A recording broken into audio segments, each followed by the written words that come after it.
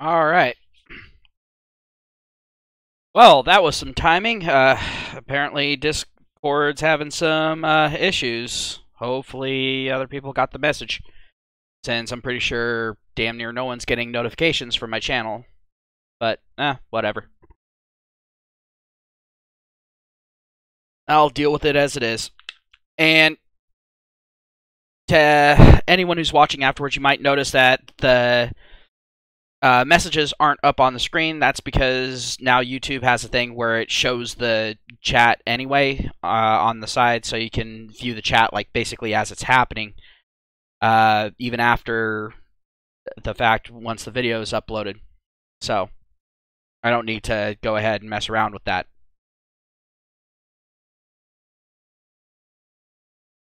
So I decided to use the extra real estate and give you some eye candy, so enjoy. And yes, that's the character from my avatar, Rhea Scrimmery from High School DxD.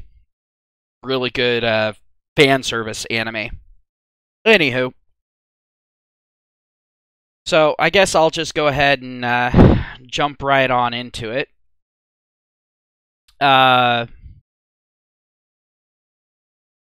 There is the issue of weak bullies, and I want to talk about the pathology of weak bullies. When it comes to this, a lot of people are all like, "Well, no shit, bullies are weak." So it's not as cut and dry as a lot of people think. Some bullies do it because they have low self-confidence. Some bullies have it where they feel like they have something to prove, like if they don't do this, they're not going to get attention, all that sort of shit. I mean, you got some pretty cliched crap in there. But what really sucks the worst is whenever there is a weak bully, and we're seeing that a lot in today's society. Because the only way that you can have a weak bully is if they are being enabled by someone else. Or if they're running in large enough packs. So,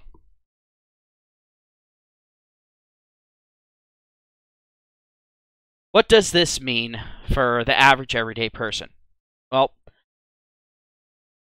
in civilized society, it's not considered acceptable if someone's getting up in your face and basically they're the ankle biter equivalent to you being a Rottweiler. You're not allowed to bite back, but they're allowed to nip at you all they want because they're not considered a threat. Even though anyone who knows anything knows that even an ankle biter, given enough time and no fight back, could take down a fucking elephant. We've kind of lost that aspect, or should I say that perspective, because we're looking at threats like, people running in with bombs, people coming in and shooting up the place, people doing this, people doing that, the big stuff. But we don't take into account the smaller stuff. Like, right now, a big discussion is censorship. However, it's very, very focused. It's not in a broader sense. And this causes some major issues, because if you go ahead and you get, like, some company that was censoring, like, let's say, by some miracle, you were able to get YouTube to stop being censorious bastards, or Twitter to stop being censorious, or Facebook to stop being censorious, or even a government somewhere in the world to stop being censorious. If you're so focused on that one thing, yeah, okay, you got that to stop, but now you've let it spring up in 2,000 different places while you were fighting that one fight. And you're going to be too busy celebrating to realize that now that censorship is popping up in your backyard again in another spot, and you're doing nothing about it. And the problem with stuff like censorship or laws that go ahead and make it so that if a person is considered weak, they can get away with murder. The problem with these things is once they take root, it's very difficult to get rid of them.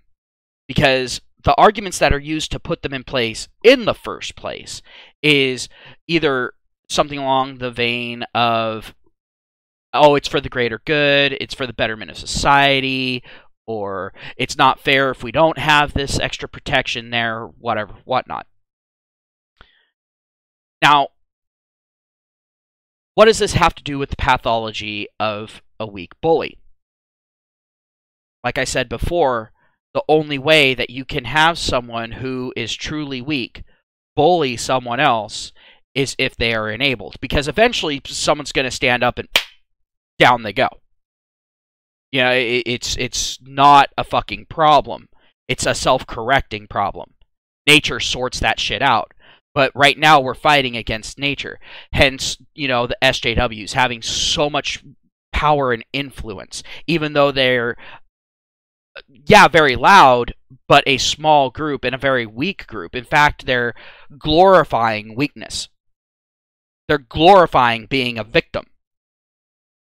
They're making being a victim more valuable than being someone who can take care of yourself.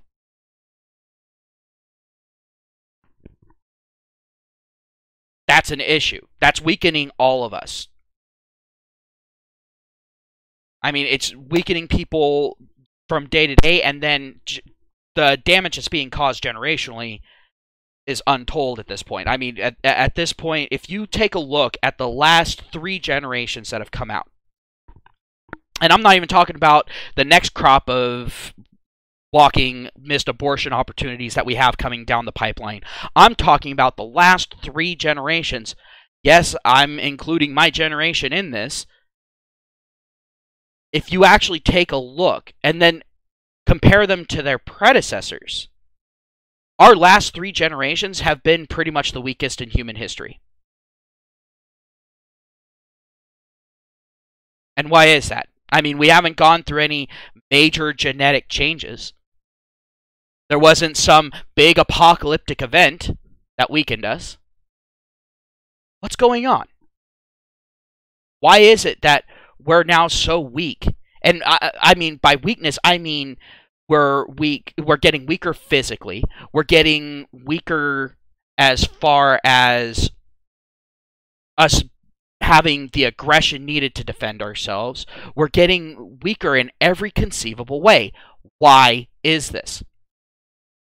Well, it's because we have been vilifying any modicum of strength, any show of aggression, whether justified or not. And this is a big problem. Now,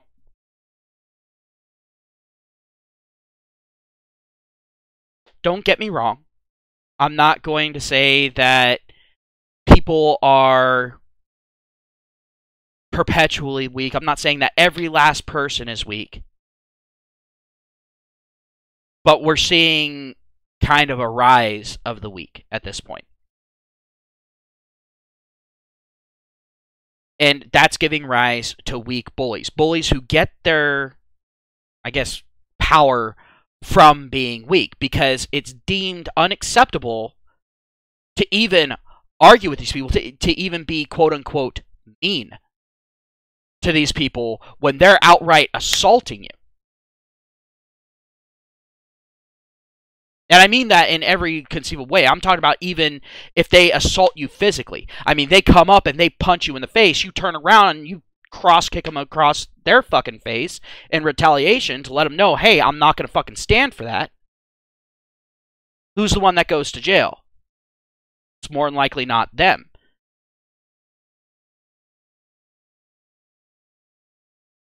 Usually it's going to be all like, well, you didn't have to hit them. It's like, yes, I did. Because if I didn't hit them, they would think that they could get away with it, and so they would hit me again or escalate it even farther. And even if they didn't hit me, then they're going to sit there and think they can get away with it with someone else, and they're going to go out and hurt someone else. This is an aspect to bullying that people are failing to recognize anymore. They're looking at bullying as, you know, focusing in on 1 or 2 people. No. That's harassment. And that's another big issue that we have, is we're starting to kind of crosswire the meanings of bullying versus harassment. Bullying can be done instantaneously. It can be done in a couple of words or one physical action. It can happen just like that. Just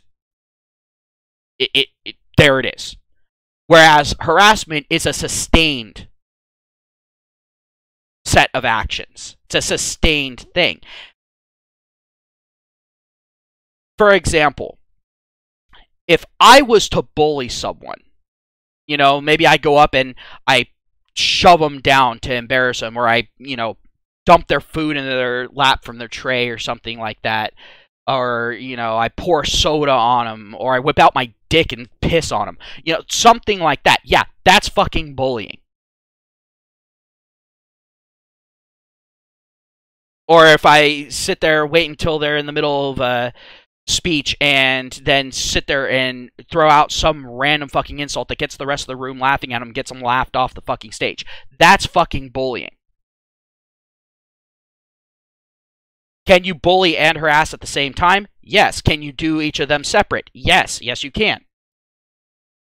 Harassment, for example, if I was to harass someone, it would be, let's say I'm at a job, and I'm going ahead and, you know, like, let's say I ask some chick out on a date. Not going to happen, but this is a hypothetical, so let's just go ahead and go with that.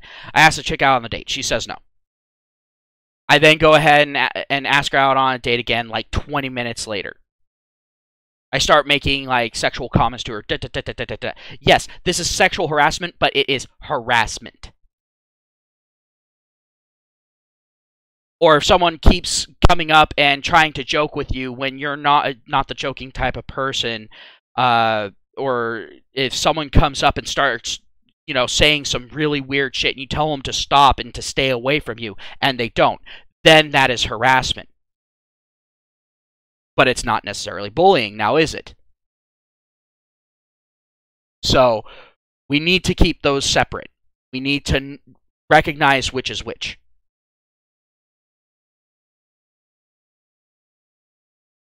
But we're also not taking into account the fact that bullying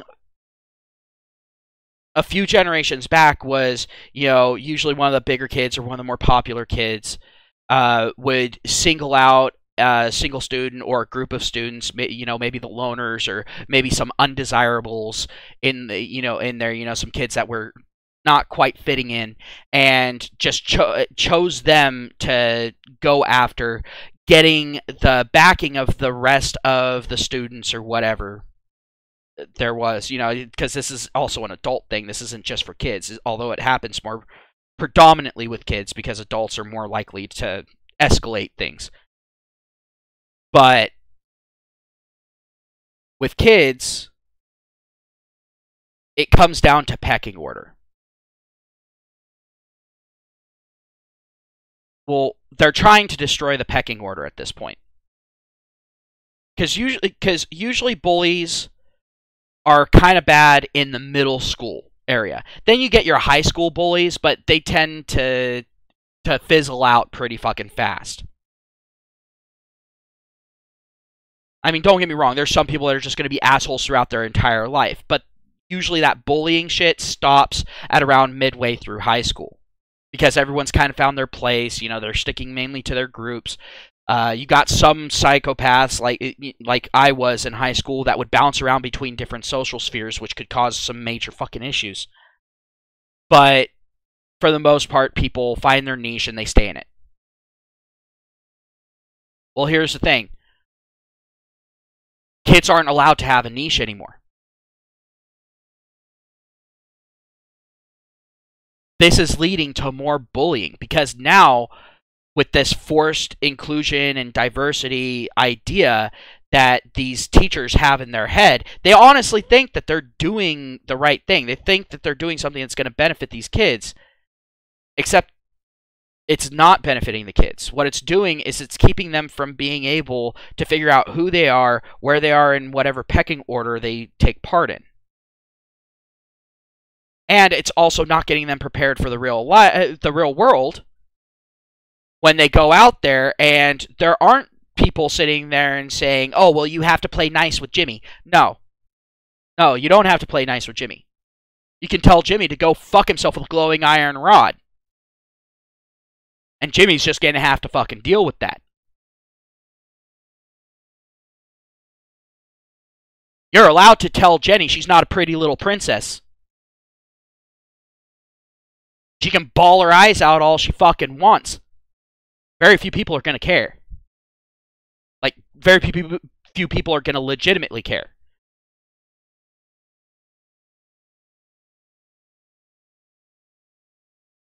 But they're getting rid of all that. They're trying to hold off the aspect of growing up for longer and longer and longer throughout our lives. It used to be,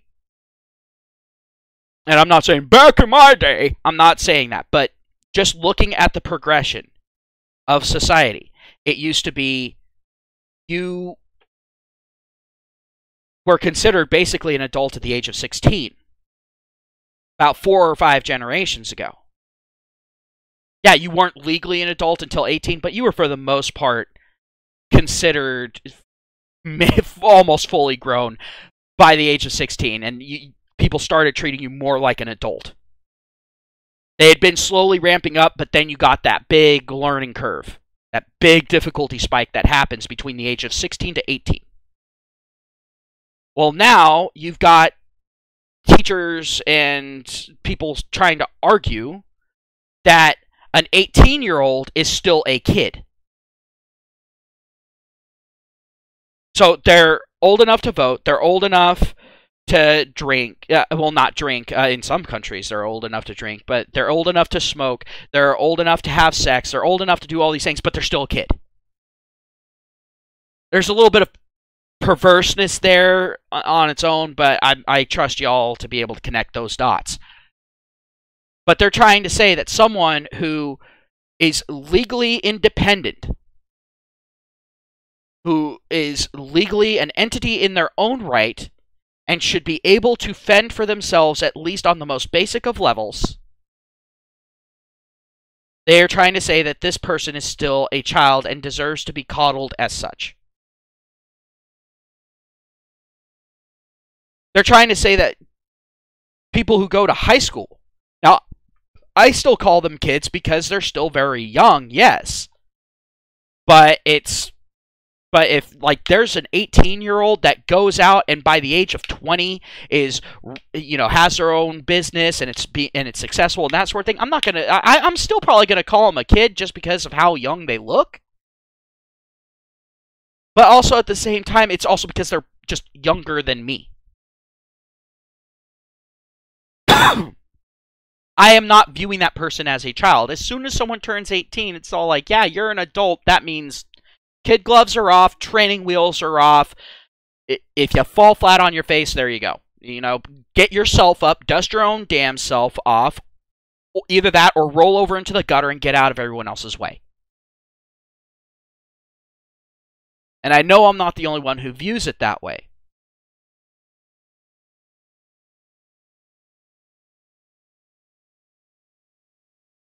But we've now got it to the point where we're trying to say that being weak is a virtue. And at that point, and then at the same time, they're trying to say, oh, someone who's, got this weakness about them deserves these extra protections.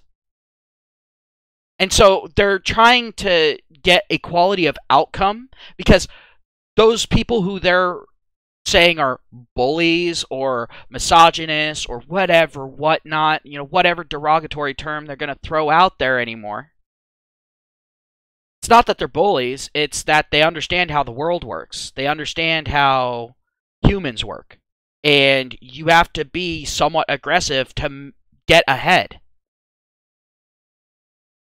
But you have to be aggressive in the right ways.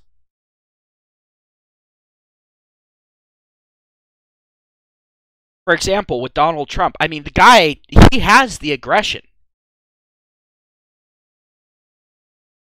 He's not exactly the sharpest tool in the fucking shed. I mean, we can all agree on that for the most part. I mean, sometimes the things he says, I mean, he's not, you know, George W. Bush levels of bad, but sometimes he'll say something and it's all like, why would that come out of your mouth? Do you even think before your jaw moves? But he has the aggression for it, and he also has some wit to him. I mean, he's very quick at coming up with, quick little zingers, and he's good at snapping someone into attention. But he's actually not a bully. See, if he was a bully, he wouldn't have sat there and tried to talk with people. He would have just come in and done shit and told them to go fuck themselves. What Donald Trump has been doing hasn't been the actions of a bully. Someone who's aggressive, someone who likes to win, yes, but not a bully. Now, let's go ahead and take a look at the left. Let's take a look at the mainstream media, for example. Putting out smear campaigns. Blatantly telling lies. Not coming out and setting the lies straight. Let's see. Oh yeah, threatening to dox people. Putting people's personal information out there. So actually legit doxing people. This has been going on for a long time. People think that it was some new thing with CNN, with the guy that had the meme of, the little GIF meme of Donald Trump slamming CNN into the ground. They think that's the first time. No, actually, it's not. Basically, any time they're reporting on someone who's going to be going to trial,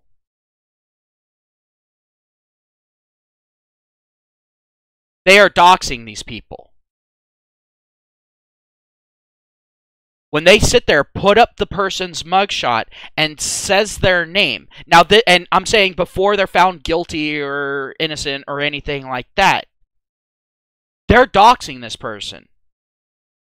I actually know one person who got arrested, was found innocent, but the problem was their mugshot and their name had been all over the fucking news. And when they got home, their dog had been shot. Their family was terrified because of people driving by and threatening them, throwing shit at the house. And the person was innocent.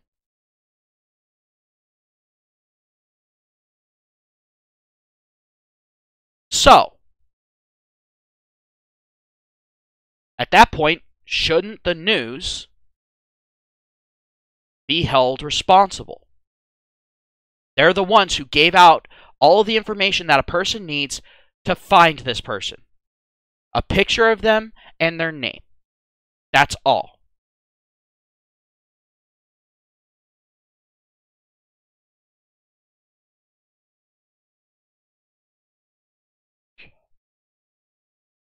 That is a method of bullying. You actually see it in high schools. A person goes ahead, gets a picture of someone, either in a compromising type of position or that might look bad, spreads it around, and then lets everyone else do the dirty work for him.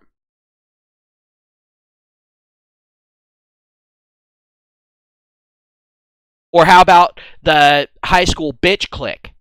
They'll sit there and go around spread lies about someone who speaks out against them or slights them in some way. So that way no one will take that person seriously, or they'll just constantly hound that person until that person leaves. Bullying has many, many faces.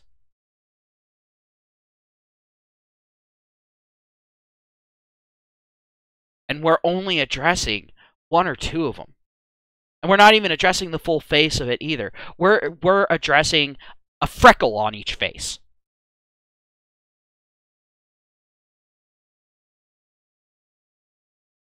And now we're getting it to the point where if someone sits there and says that they're somehow victimized, it doesn't matter if they're telling the truth or not. Windust, I have to agree with you. Trump is actually being bullied. Funnily enough, actually it is Trump being bullied because they're constantly bringing up all the negatives. They're not bringing up any of the positives. They're straight up lying about him. They're looking for anything that they can to take him down.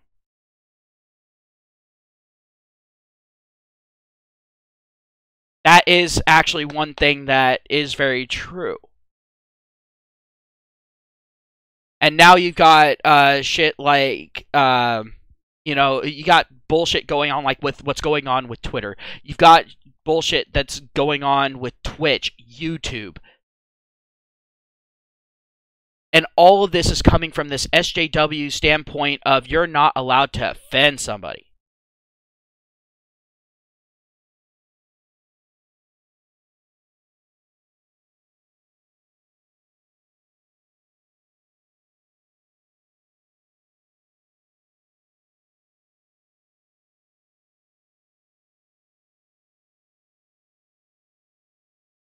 But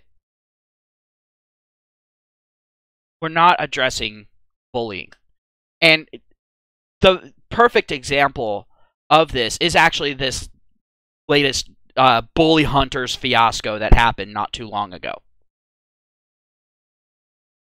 That is an example of how disconnected we have become, or should I say at least how disconnected some of society has become from what bullying actually is. I was one of those people, when I saw it, I was all like, wait a minute, no. What they're doing is harassing. What they're doing is bullying. I wouldn't defend someone who did say something like that, but at the same time, it's all like, that doesn't give you the right to go in and start harassing them and start making their life a living fucking hell. At that point, that is harassment. And if someone sits there and just says one thing to someone, that is not harassment. And at no point in it did I hear someone say, hey, I want you to stop saying that. Because at that point, then you could say it was harassment if they kept the exchange going. But there's this magical thing called the mute button. Or the block button. You have the tools to stop it. Why do these people not stop it? Because they like to be the victim. Either that, or they start talking smack right on back. And then there's some people that sit there and say, oh, well, there's a difference between smack talk and all that. I forget what video I watched, but there was a person that had some pretty good points that were being made, but then they ventured into the realm of, smack talk's just meant to get into someone's head. It's not meant to actually hurt someone. Bitch, how do you think you're getting into someone's head? You're upsetting them. You're hurting them. You're hitting an exposed nerve. Something. There's what's called Hail Mary shit talk. In other words, you sit there and start just shotgunning shit out there, hoping to strike a fucking nerve or several fucking nerves, getting the person enraged, so then they start fucking up.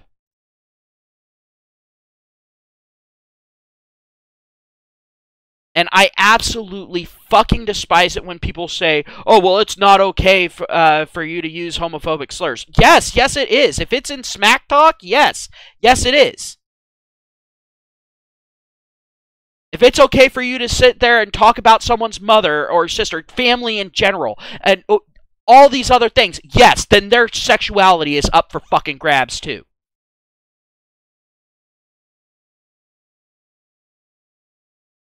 Especially if the person is smack-talking you. Jesus fucking Christ. I hate these people that go up, start talking smack to someone, then as soon as the other person's better at smack talk than them, they go running off and get a fucking Twitter hate mob to come in and shut down the person's fucking career. Shut down their account. Fuck up their entire life. Potentially get them fucking arrested. when the other person fucking started it.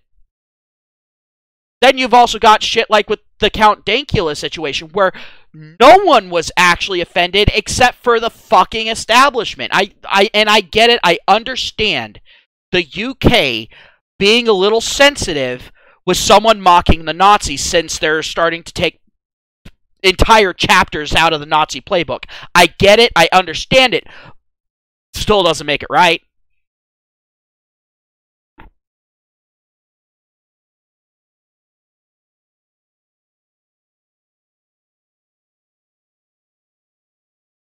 But then you've got people sitting there and saying, "Oh, well, telling kids if a bully hits you to hit them back, that's a bad idea." Why? The vast majority of bullies that I'm seeing at my daughter's school, that I'm hearing about at my daughter's school, or at my cousin's daughter's school, all that sort of shit, the vast majority of the bullies there are China shop bullies. In other words, they can look intimidating, they can look important, but as soon as any force is applied to them, they shatter.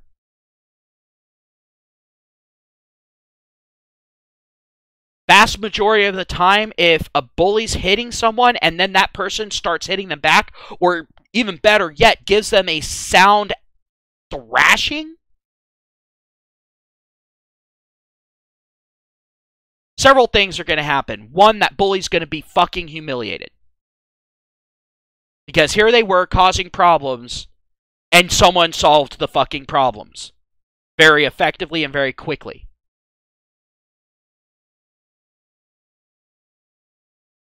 Then you've got the aspect of them not wanting to get their ass beat again, and it makes them second guess it. Makes them question whether or not the little rush that they get from bullying someone is worth the risk of them possibly getting their ass handed to them. There are some bullies that don't even know what it's like to get their ass kicked. They don't even know the amount of pain that they're causing to someone. And this is a several-pronged issue. For one, parents aren't really allowed to spank their kids anymore. If a kid goes to the right people at a fucking school and says, "My parents are hitting me," then the parents can get into trouble. So there are some parents that are actually afraid to spank their children when their children are misbehaving. They're also trying to say that timeout is mental or emotional torture, and that it's child abuse as such. What? It's like, alright, so you're saying I'm not allowed to discipline my child, period, and you refuse to discipline my child when they're at school, letting them get away with pretty much whatever the fuck they want. The most discipline you give to them is sending them home for the rest of the day, pawning them back off onto me, and giving them what they want, which is to not be at school, being at home. I can't fucking punish them. I can't even take away their toys and shit, because then they're calling that fucking deprivation.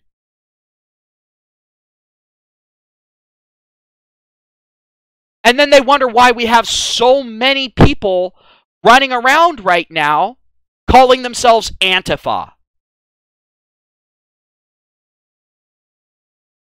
They wonder why we have so many people running around the streets going specifically after cops and then being surprised when they get fucking shot.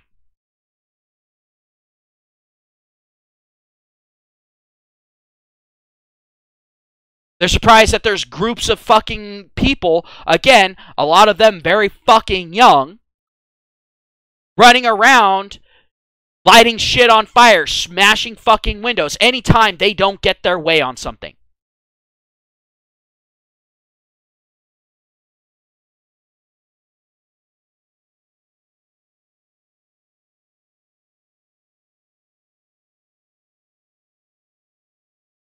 Bullying has several factors to it. Yes, there is a physical factor to it, or at least there can be.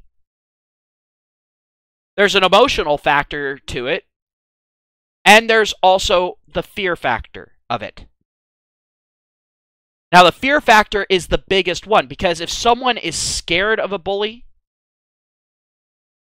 it's insane. Because that bully can get away with stuff where you're all like, why in the fuck would you allow someone to do that to you? Because I'm scared of them. I'm scared they'll do worse. Hey, full boss. Yeah, I know it's gonna get worse. I know. It's always got to get worse before it can get better.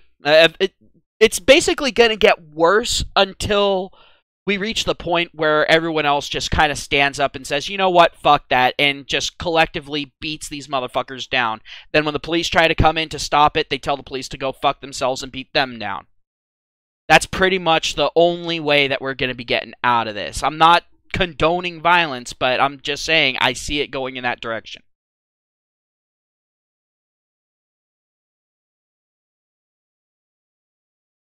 A lot of people are talking about a civil war. I've talked about a civil war. But what I'm talking about is on a much larger scale. I'm not talking about an individual state or individual countries.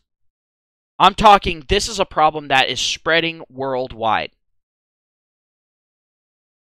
At least throughout the Western world.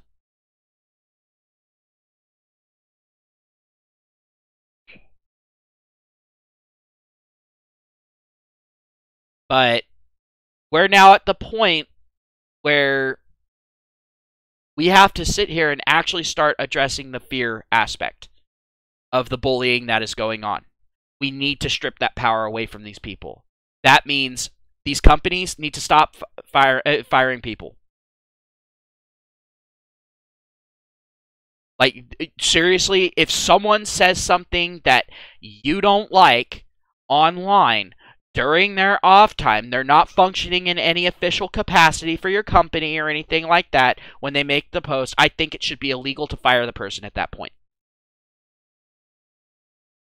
Because that right there would be a big step in not being able to silence people. A lot of people are being silent right now because of the fact that they're afraid of losing their job, because jobs are becoming harder and harder to come by.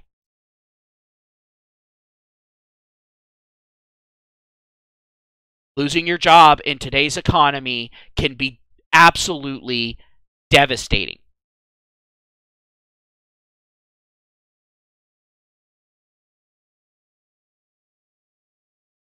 Another big thing, doxing someone needs to actually be illegal. There is no reason to be giving out someone's personal address, giving out their coordinates on a fucking map, their full name, social security number, whatever, whatnot.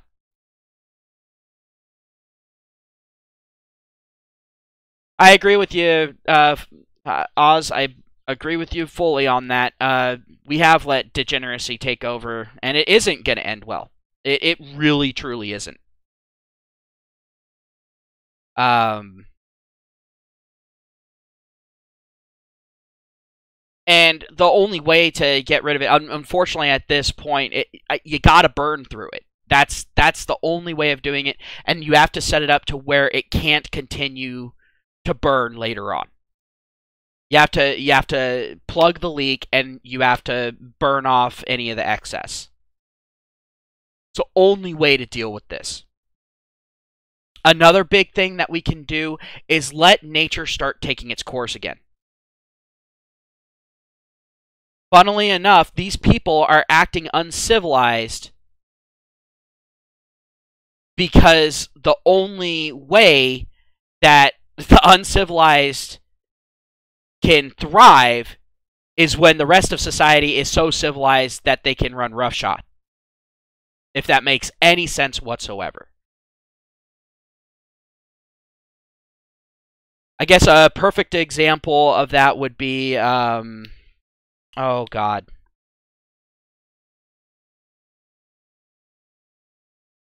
Oh, I can't remember the name of the movie. There's a movie where a criminal from the past ends up getting woken up in the future, and then there's another person. They bring in a cop or military person from the past, and the only reason why they bring in the cop from there is because their society is so civilized, quote unquote, that cursing is a finable offense.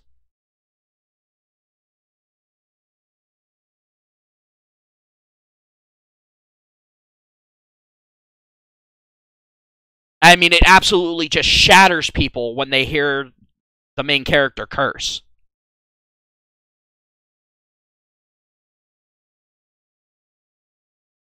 Can't remember the name of the movie. It was actually a good movie. It's pretty funny. But we've kind of reached that point. And these Antifa people are the criminal. You know, that primal force. Well, the reason why that's there is, honestly, I think their nature's way of fighting back against us fighting against nature. As we've become more and more, quote-unquote, civilized, civility went from, you know, coexisting with each other to trying to override nature. Here are some universal truths. You will always have bullies. You will also always have alphas. You will always have betas. You're always going to have outcasts. You're always going to have nerds. You're always going to have geeks. You're going to have all of these things because it's in our nature as humans. The way that humans have evolved is completely unique. Let's see. What is Oz saying? They can only act like idiots because society and the stability of our economy allows them to act like fools. Acting like a fool in terms of survival only gets you killed. They are fools and do not understand how the world works. Exactly, because they've never had to learn how the world works because the rest of society is bearing the brunt of their bullshit and holding the world back from it reaching out and cock-slapping them.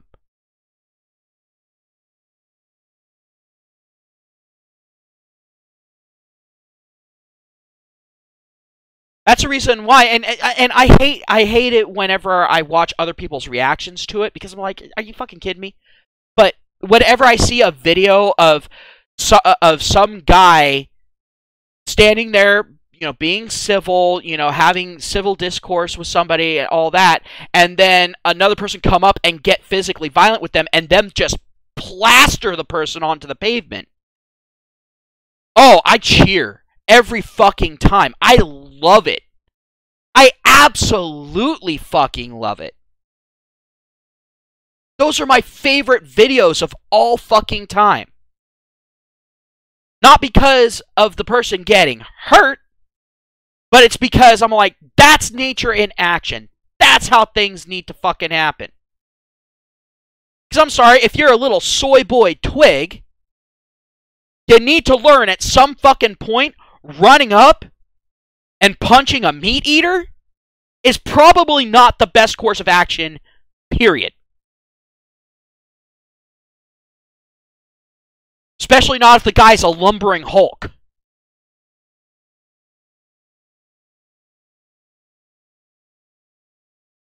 Well, it's not just that, although you are right, Oz, with everyone needing an understanding of suffering, or they'll never grow.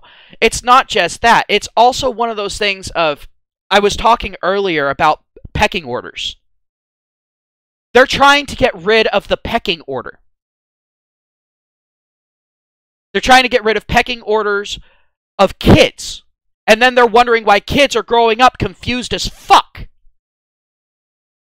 Well, because you're not letting them figure out where they are, who they are, what they are. You're trying to tell them that everyone's the fucking same when they can see that no one is the fucking same.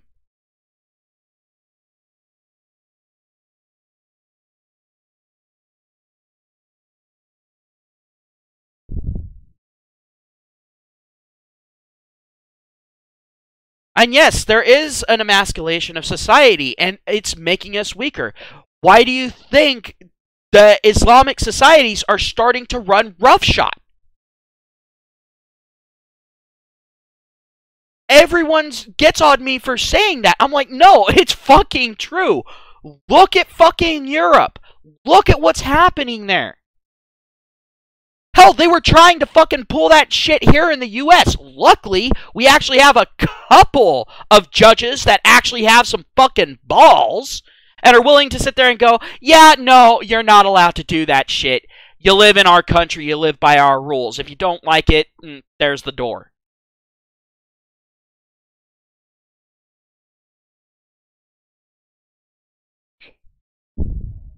But it's only a matter of time until those judges get old enough to where they either die or end up retiring from being a judge and then getting some other little fucking pissant in there that'll sit there and go, oh, well, I don't want to seem racist. Or I don't want to seem anti-Islam, even though Islam's very much so anti-me.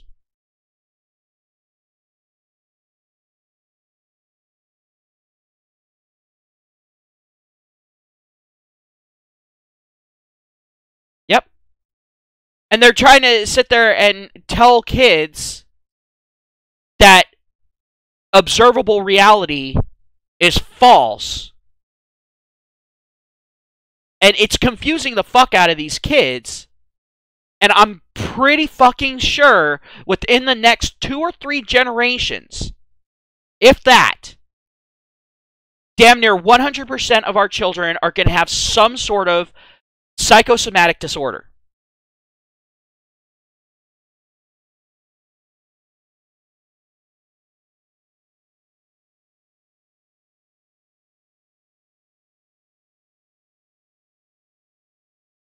And I love how they're all like, well, we just want the best for the children. No, you don't. Because if you wanted the best for the fucking children, you would tell them that observable reality is your best way of looking at things.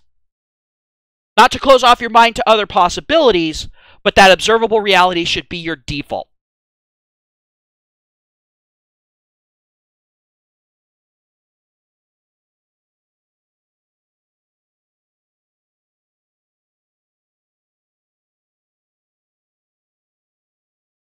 Now, you know what needs to happen, Oz, is, and now bear with me on this thought, all of these countries need to split in half. You need to have the liberal fucktards get their own half, and then have the more conservative aspects get their own half.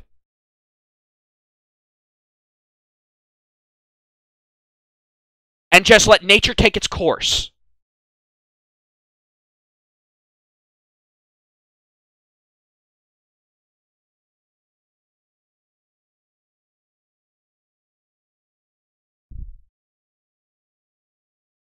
No, you're right, love. We don't teach a man to fish. We teach him to bow to the fucking fish. Then put the fish on a fucking pedestal.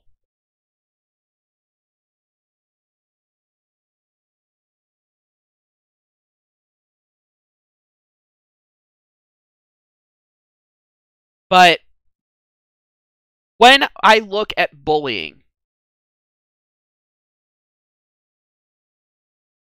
what I see is now before, when I was younger, when I looked at bullying, I saw, you know, the bigger kids using their brute force to be able to kind of override the higher intelligence of other kids, you know, and that sort of thing. You know, I saw pure nature in action. You know, nature doesn't necessarily care about how smart you are.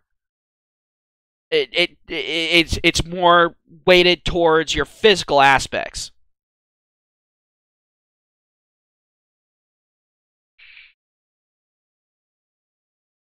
Nah, that wouldn't do any good, Samson, because then you're going to go ahead and get conservatives that or centrists that were on the fence and sit there and go, oh, well, that's just stupid. You know, and oh, well, now we know who the bad guys are. No. At that point, that's a big fucking issue. But what we do need to do is we need to start holding these motherfuckers to the same standards as everyone else. What we need to do is hold everyone to the same fucking standard. Hey, Turbattle, how's it going? What we need to do is hold everyone to the same fucking standard. And another thing is we need to get rid of this pansy-ass view of our fucking prison system. We need to get rid of that. Prison is there for two purposes. One is to be a deterrent. The other is to be a punishment. It's not there for a person to get rehabilitated. No. It's there for a person to be able to sit there, or maybe not, depending on how much of a prison bitch they are. Maybe sitting down isn't exactly on their agenda. But they need to be able to, while they're in there, go, wow, I fucked up bad enough that someone threw me in here. Damn. Maybe I shouldn't do that again.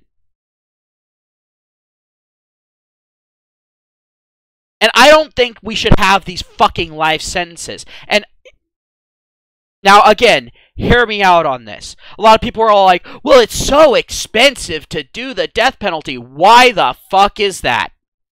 Oh, because you give the person the ability to appeal 5, 8, 10 times at a 5-year differential between all of them. How about this? You get 2 fucking appeals. Each appeal has to be 1 year from the last. If you fail that 3rd appeal, the next day you get taken in and... And how about this? Make it as cheap as fucking possible. They cut off your fucking head, they burn your fucking body, and then they flush the ashes down a fucking toilet. There you go. That gets rid of a lot of the fucking cost. Right there.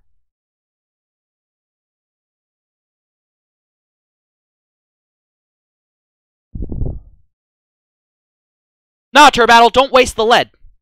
Don't waste the lead, don't waste the gunpowder. No. When I say cut off their head, I'm talking about like the old school executioner motherfucker in a black mask with a giant fucking axe. Lop that shit off.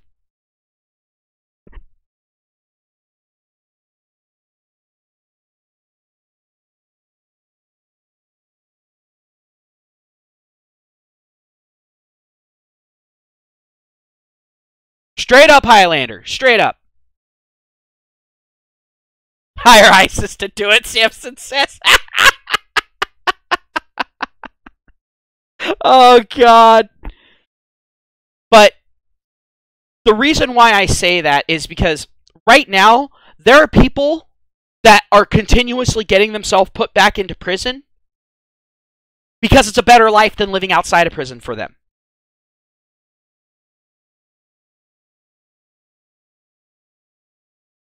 Oh, that's another true thing, Oz. You could go ahead and send the body to research facilities. Obviously, not going to do much fucking good as far as, studying how the brain attaches to the rest of the nervous system, but any other studies are okay.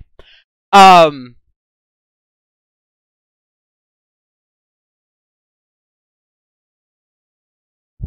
science! But... but... And a lot of people are probably going to sit there and wonder what this has to do with bullying. Well, guess what? Bullying is one of those things, if it's not taken care of early, the person tends to end up being a... Let's just say this. They got some frequent flyer miles in prisons. Alright? Their frequent flyer miles are pretty high up there.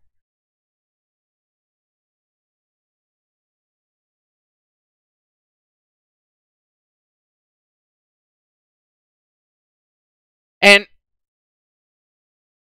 I'm one of those people, if someone goes ahead and shoots a bunch of people, I don't think that they should be able to live out the rest of their lives. Oh, hell no. And another big thing, they shouldn't get interviews. It should not be fucking allowed. If someone is found guilty of a heinous crime like that, they shouldn't get interviews. They shouldn't be able to be publicized, period. Yeah, of course, keep the records of it, but don't sit there and allow, uh, 24-hour news coverage of it for 4.5 fucking months. Because at all you're doing at that point is getting people that have mental instabilities that feel shunned and ignored by society going, hey, I can get attention by doing that.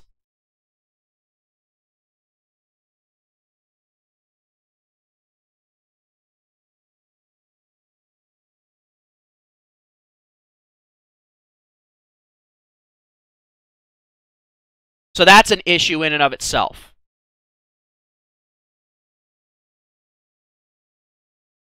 Another big thing that we need to stop doing is we need to stop with these zero tolerance rules.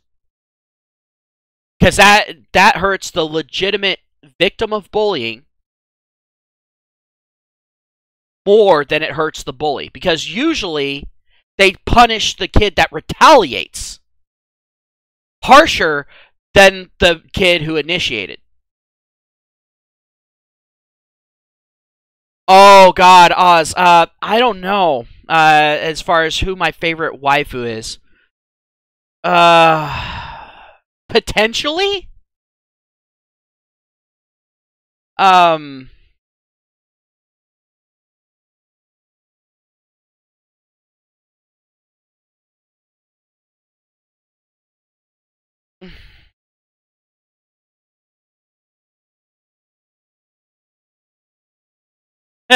Gotta go the old Spartan way, throw him off a cliff as soon as possible. Oh God.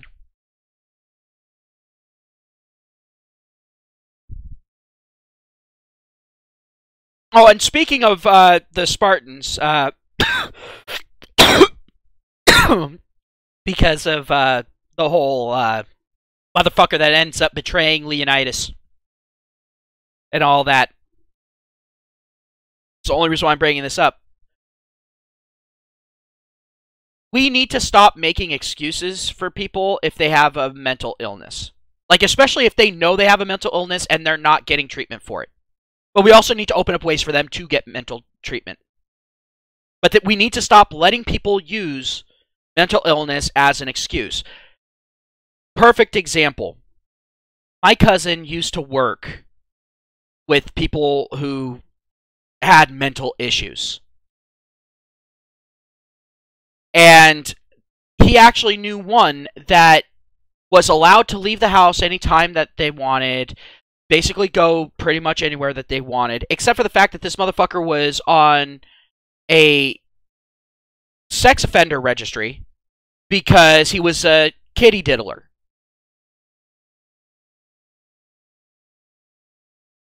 But for some reason, this motherfucker was allowed to live within less than a quarter of a mile of a park where kids play.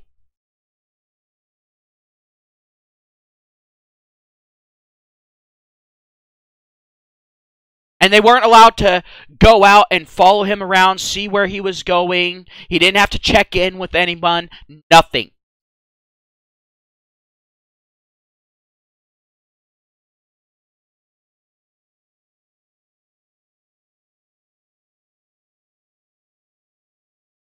Oh, Yoruichi. Yeah, I get you on that. I get you on that. And Ino? To each their own. Ino's not fully my cup of tea, but hey.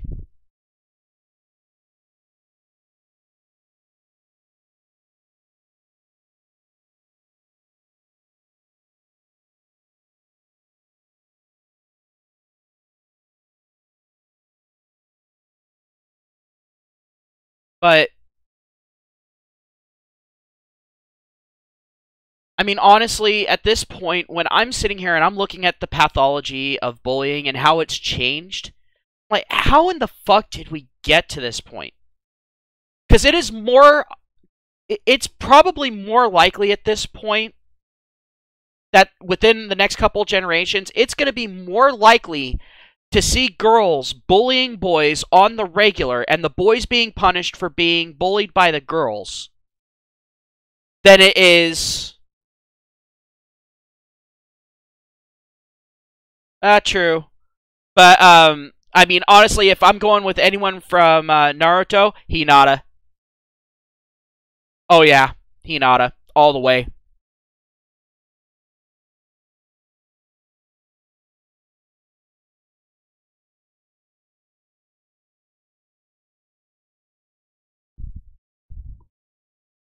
But no, I'm at the point now where I'm seeing all this bullying going on, and I'm seeing these bullying attitudes continuing on in a lot of people's adult lives, or people who weren't bullies before seeing that they can get away with it and then becoming bullies later on in their life.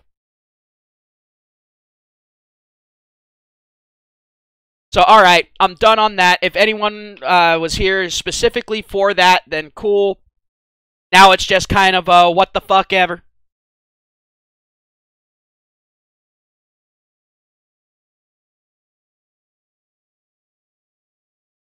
Fuck yeah, I'm a man of culture, and but the thing is, I mean, I've always had a thing for the more reserved type of girl. Um, I mean, anytime I've gone out with a woman that was more like more out there, it's always ended poorly, and I've always been unhappy basically the entire fucking time. But whenever I was with girls that were kind of more a little withdrawn and that sort of thing, it fit more with my personality, because at that point, I'm one of those people, I don't like to go out to parties. I don't like to go out to concerts. I like to go out to a movie every once in a while, but I'd rather curl up at home and watch a movie or play a video game or something like that. I like smaller groups. I don't like being in super crowded areas. The only reason why I don't like being in super crowded areas is because I have this really fucked up ability to listen to multiple conversations at a time.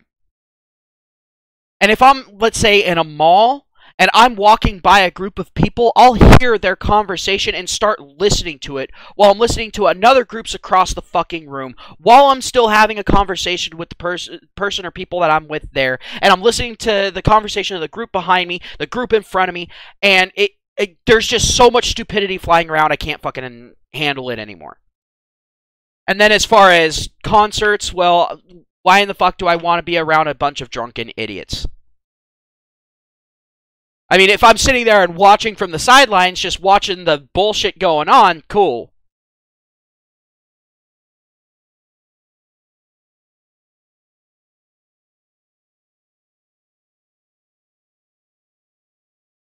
Oh, also with me, I have a thing for ice blue eyes.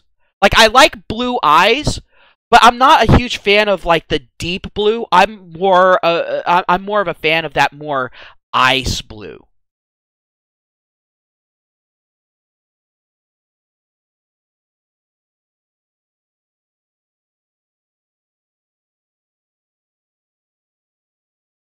I'm more into that sort of thing when it comes to eyes. Uh, like, those are the types of eyes that I will get lost in all day, every day. Funny thing is, the first girl that I had a crush on when I was little had it had dirty blonde hair. You know, it wasn't like blonde blonde, but you know, more than just like blonde highlights. She was more blonde than she was brunette, and she had these piercing blue eyes. I actually saw her not last year, but the year before again, and oh my god. Yeah, I had good taste even when I was a little fucking kid. Let's just say that. But but a lot of people sit there and ask me, you know, well, what would your perfect woman look like? I'm all like, oh, okay, so you're wanting just the physical aspects. Okay, cool. And then they're like, well, then what type of personality does she have? And I'm like, you just opened up a full fucking can of worms, sir, or ma'am, depending on who I'm talking to. Um, because there's a lot of guys that sit there and have a single scale that they rate that they rate women on. You know, basically hot or not type of thing. You know, 1 to 10. Me, I don't have a single scale. I never did. When I was younger and more in the hey, I need to fuck something type of thing, you know. That was then it was a 2-prong scoring system, because a lot of people think that cute and sexy are in competition with each other. I don't think so. I truly fucking don't. I think they're more of a synergistic thing. And the most successful women out there, at least the most successful gold diggers, know that both of those things come into play. And even when I was a stupid preteen, you know, young, dumb, and full of cum, even at that point, I graded off of those two things. Well, then once I got a little bit older, when I was around 18, I started grading off of a 3-prong system, which was the personality type, sexy, and then cute.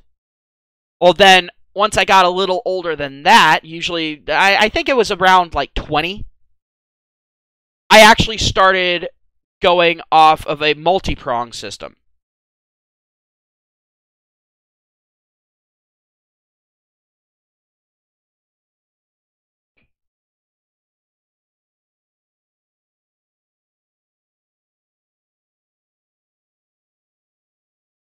Oh, you're a ponytail man. Okay, fair enough. All right, I can see why you're interested in Eno.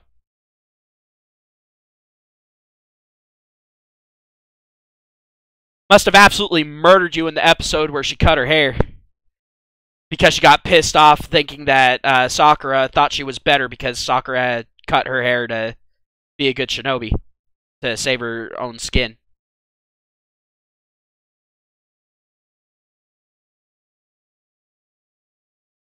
But no,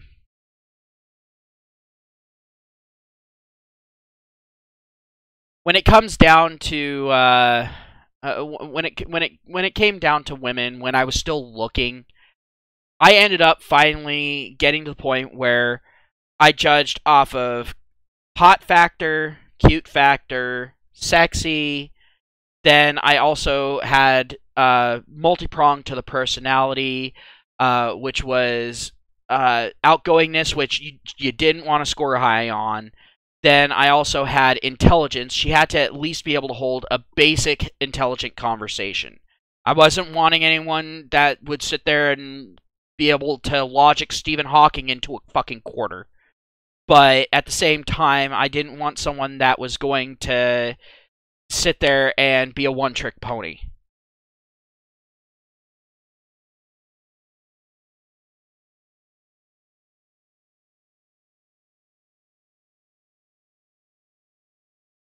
But fair enough, fair enough.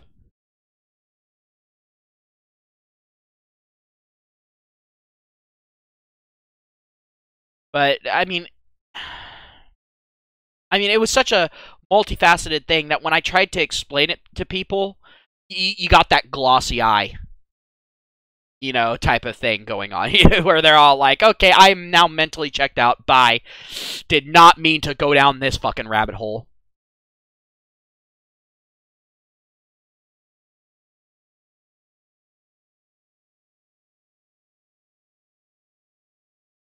But, yeah,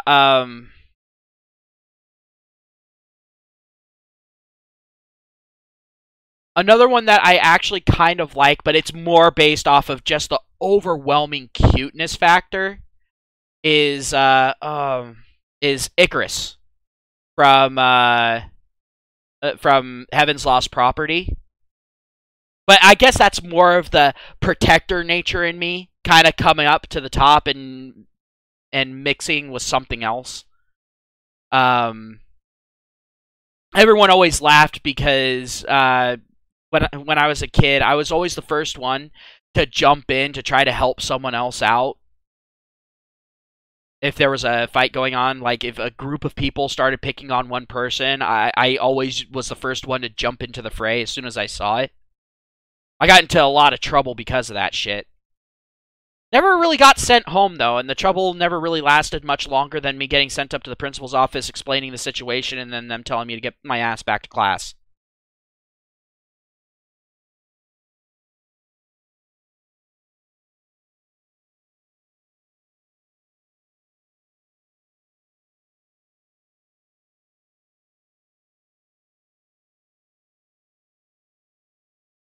Yeah, that was the thing. Although I was a little bit hypocritical about that, because then I would get angry at people. Like, if I got into a fight at school and multiple people started coming after me, I would get mad at other people for jumping in to try to help me. I don't know why. It was just like, no, I got this. I'm good. Thank you. If there's 3 versus me, leave me the fuck alone. If there's 4 versus me, then you can have one.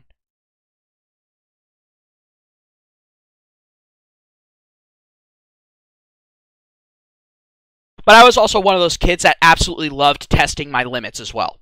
I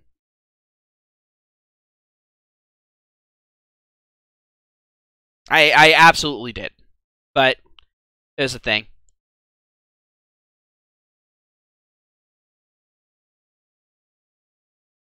You know, and it was funny because I ended up going out with one chick when I was in high school. Still, I say one of the worst chicks that I ever dated. Like, in all honesty. But she was in a little group that I hung out with. You or me what?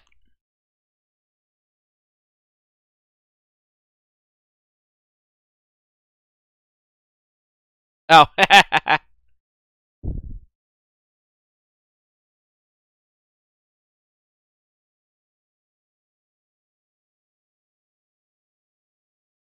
But I dated this one chick, and oh my god, she was in this group that I hung out with, and it was kind of an outcast group, you know, anime, video games, that sort of thing. It was me hanging out with three chicks. That was basically my little like for my freshman year at least. That was my little clique. That was my default. Every once in a while I'd hang out with other groups, like I'd hang out with, you know, the other guys that played football, or I'd hang out with some of the people who were the mathletes. I jump from group to group, but for the most part I hung out with that one, especially like during lunch. Well, I dated one of the chicks there, and the way that we ended up dating was kind of fucked up, because one girl wanted to see us date so bad that she told this other chick that I wanted to date her. Well, of course, the chick called me out and said, "Is that true?" I didn't want to hurt her feelings, and so I said, yeah. I was like, whatever. And it was the most horrendous fucking experience of my life. Because she was the one that, like, started comparing me to, like, anime guys. I'm like, uh-oh, this isn't good. I'm all like, being compared to other guys in the school is a bad enough thing, but then being compared to absolute unrealistic bullshit. Oh, oh, Jesus Christ. And I kept telling her, I'm like, look, you need to stop this. You need to stop this.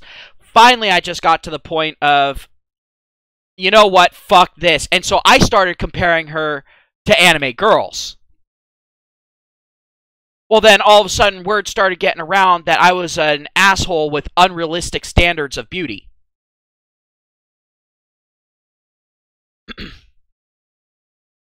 And it was funny. The only people that believed that were like the outcast types. But it also kind of stood to reason. I was a football player, so it kind of stood to reason. As far as the outcasts were concerned, they were already leery of me. And, I mean, you know, stereotypical jock shit, oh, unrealistic standards of beauty, he probably fucks all the girls on the cheerleading team. Won't fuck a girl that's, you know, larger than a size 0. Although it was kind of funny, I was actually a chubby chaser. Well, you see, the problem is I hung out mostly with the outcast, dude.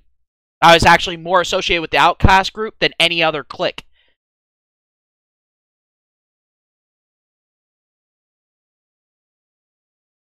But then finally, I actually started talking to people, and I was like, no. Here's what's fucking going on.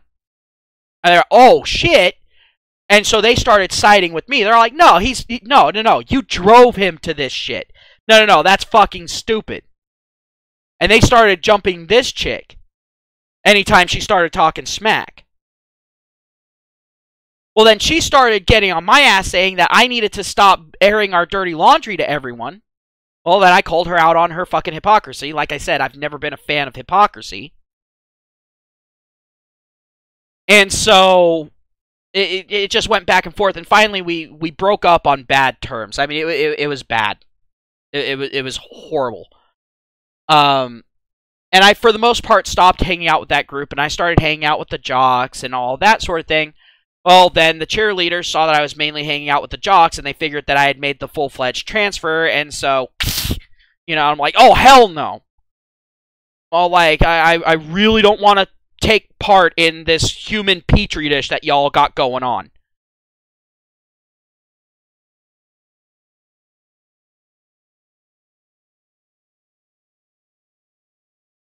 See, with me, I actually got along with a lot of people, but I didn't like being around a lot of people. Like, there were a couple of jocks that I liked, and there were a couple of outcasts that I liked, but it was mostly the quote-unquote geek and nerd crowd that I really found my place in.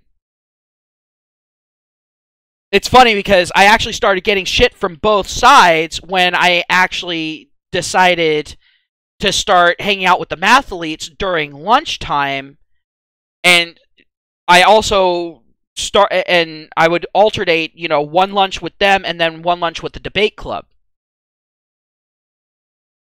I got shit from the football team because, you know, you're on the football team, you know, you're supposed to be a fucking meathead.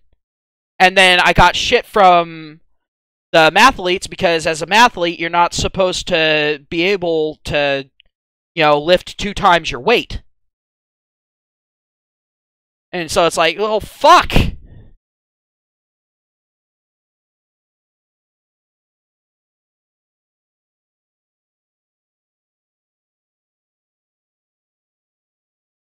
Fair enough, fair enough. I can see kids not wanting to hang out with someone that reminded them of their parents. I can see that. No offense.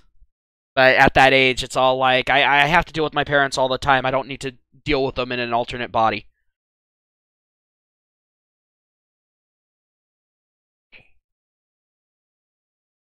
With me, where I grew up, it was more of a kind of a traditional thing, you know, where it's all like, let kids be kids, that sort of thing. Kind of, like, I didn't grow up in the sticks, but I didn't grow up in a major city either. And so, yeah.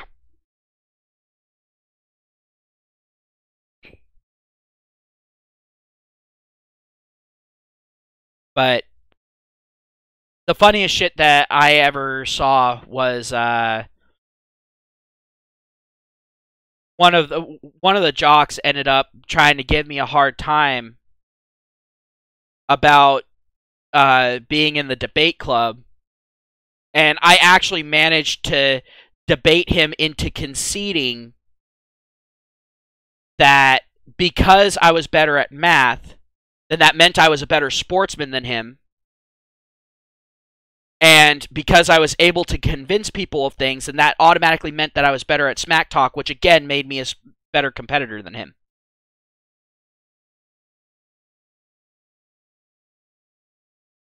Next thing I know, several of the guys on the football team are starting to hit the books. Because they're all like, nope, we're not letting him be our best lineman and also completely blow us out of the water academically. It's got to be one or the other.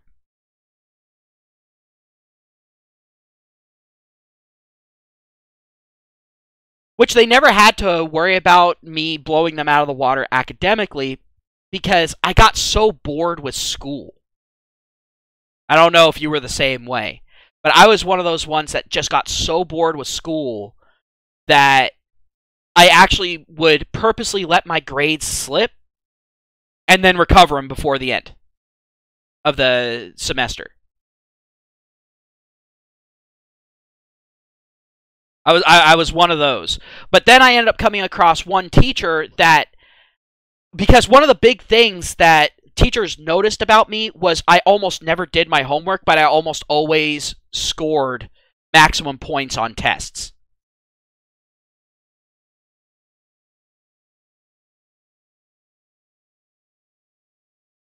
I absolutely hated homework because I'm all like, look, I've got this down. I know the fucking shit. I don't have to do the fucking homework. If I feel like I have to do the fucking homework, then I'll do the fucking homework whether you assign it or not. But it's very rare. Usually when I'm in there, as long as I have an even somewhat competent teacher, I've now absorbed the information and I'm going to pass that fucking test.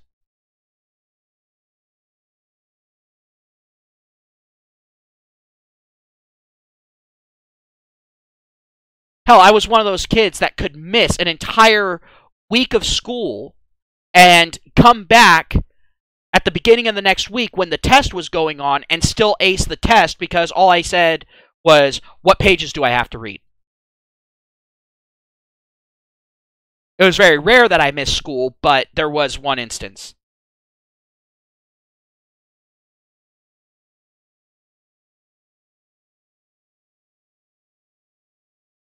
Well, I eventually ended up going to secondary school, which is kind of a fusion between homeschool and high school. I could take part in any classes at the high school that I wanted to, and the rest of them I could do homeschool style. It was actually kind of cool because I was in the choir, and that was one of my actual classes. And so I could continue going to my choir, and I could take part in any extracurricular activities at the school as well. But I didn't have to go with just the one school that I had been at. I could have gone to any of the other schools around there and done extracurricular activities there. But I actually started really thriving in that environment because I was able to do the work at my own pace, and it allowed me to get all the work done, get all my testing done, and that sort of thing, because I could just sit there and schedule the tests with them, go in, do the tests, and be done with my work for the month within the first week. And so then the rest of the time I had to just fuck around. Now that I'm looking back on it, I wish I had been using that time to go ahead and learn other things, like learn some valuable skills like computer programming or something like that. But, you know, hindsight, 2020, all that shit.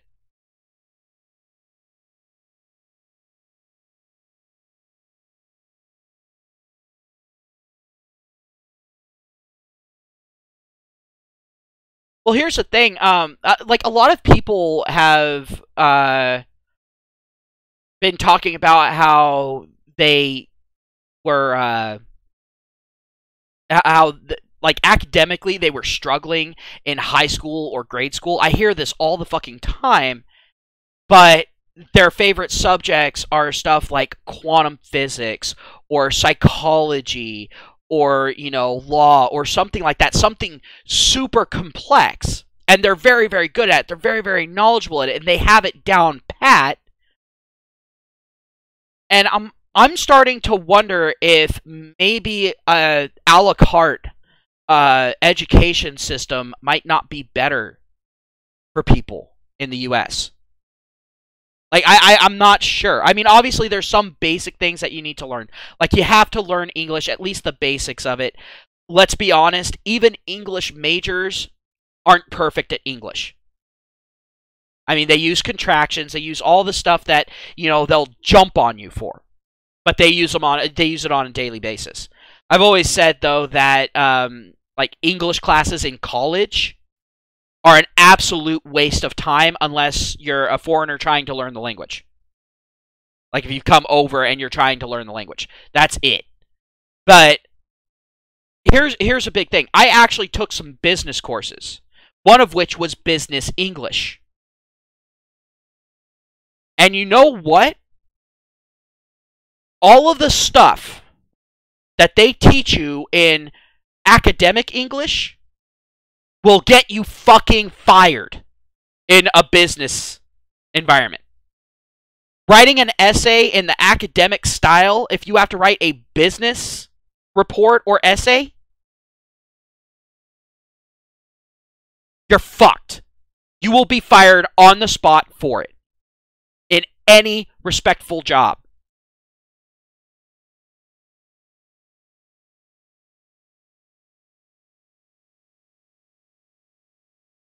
And that is absolute bullshit, because if you want a business degree, you have to take academic English and you also have to take business English. And the two are completely opposed to each other. If you're taking them at the same fucking time, good luck. You're dead. You're going to fail one of the classes.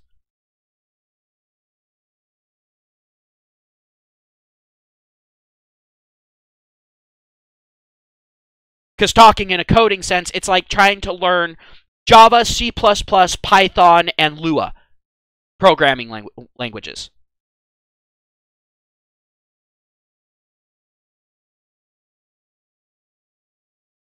But a lot of people are always, you know, so surprised that, I mean, I guess it also has something to do with how I look. Like, if someone physically sees me, I don't know how long you've been watching my stuff, Oz, but when someone actually sees me,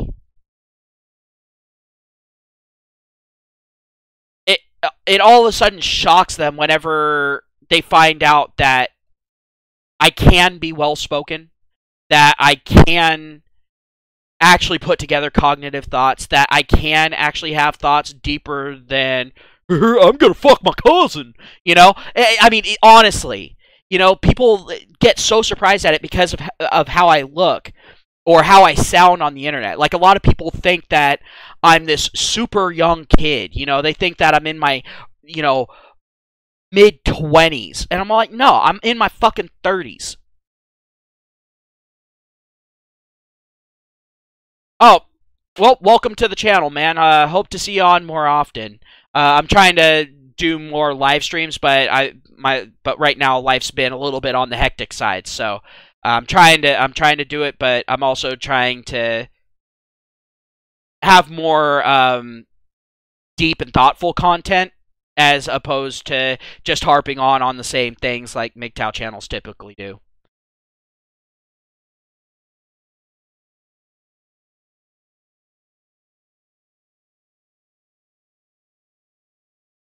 But and I usually do live face cam, but right now my camera is fucking up, and I'm trying to figure out what's wrong with it. But yeah.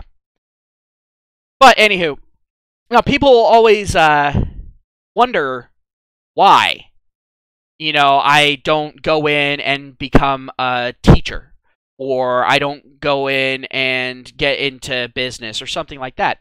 Well, for one, for being a teacher, it ain't fucking happening. I could not be a teacher in today's environment because I would constantly be at odds with the other teachers, and politics would start coming up. And I've always said, if a teacher cannot separate their politics from their teaching job, they shouldn't be a teacher in the fucking first place. You're being paid to teach, not to indoctrinate. And so it's a whole mess of bullshit there. And I wouldn't want to be hypocritical on that level.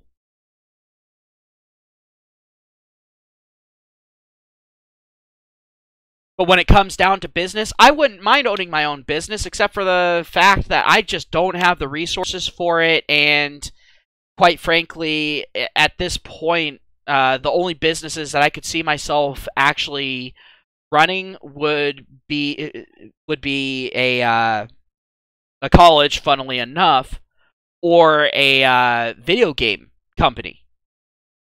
I could only see myself in one of those two things. I couldn't see myself, having an auto shop or anything like that because I just don't have the passion for that stuff. My main passions are education and video gaming.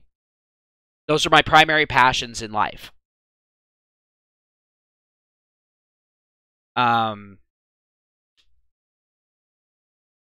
Computer shops, unfortunately, have gotten to the point of redundancy for the most part.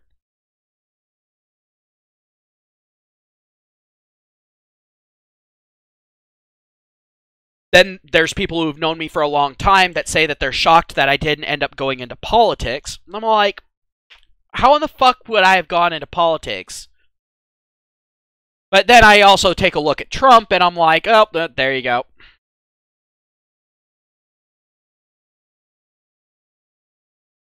If Trump can make it, I guess I could.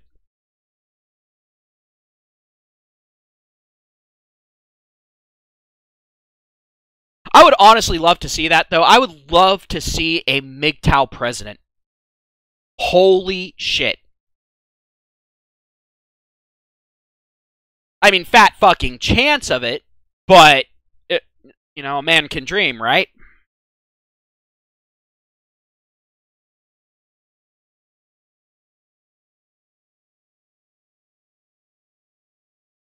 But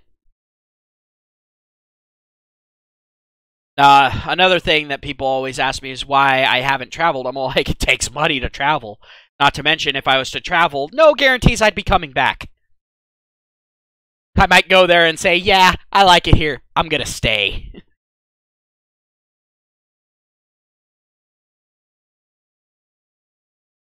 Then people assume I'm a weeaboo because I watch anime, I really like anime, and they assume that I would go to Japan and stay there. No. I would not want to live in Japan, especially not right now with all the crap that's going on over there. Oh, hell no. Not to mention I have way too much of an opinionated personality to really be able to thrive in Japan. I'd make way too many enemies way too quickly.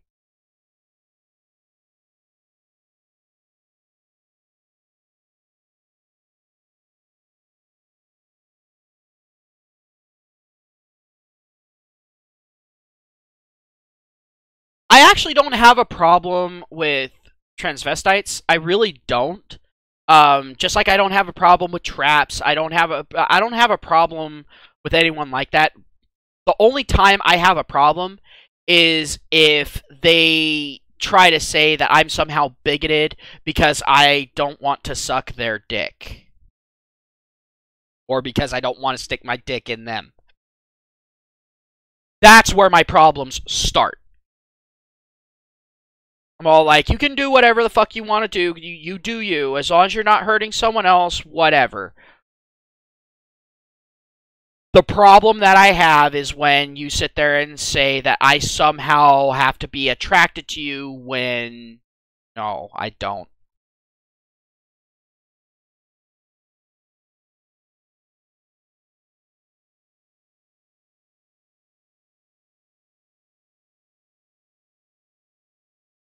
It was actually kind of funny because down south from where I live, there's actually a pretty big LGBTQ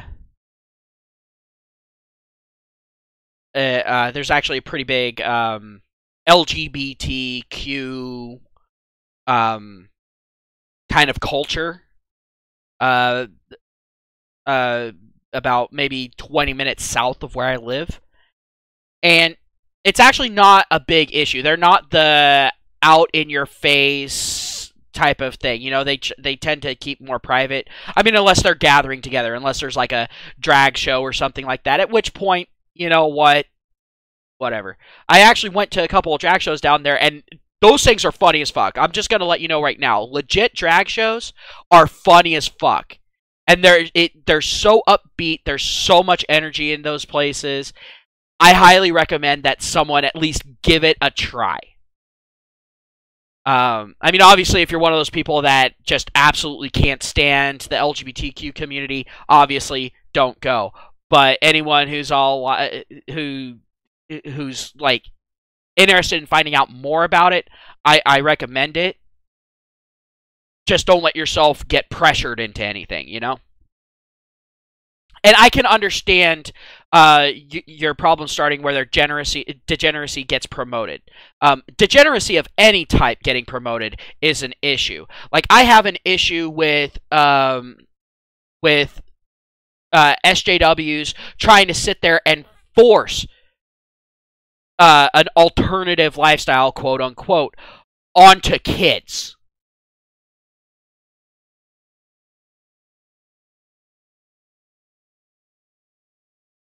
Yeah, exactly. Um, and the thing is, I'm one of those people that's blatantly against that. You should not be having that discussion with kids. That is something that is definitely not the norm, and all that sort of thing. But a drag show, the drag shows there, like that area, it's a college town. There's actually very few kids that even live in there.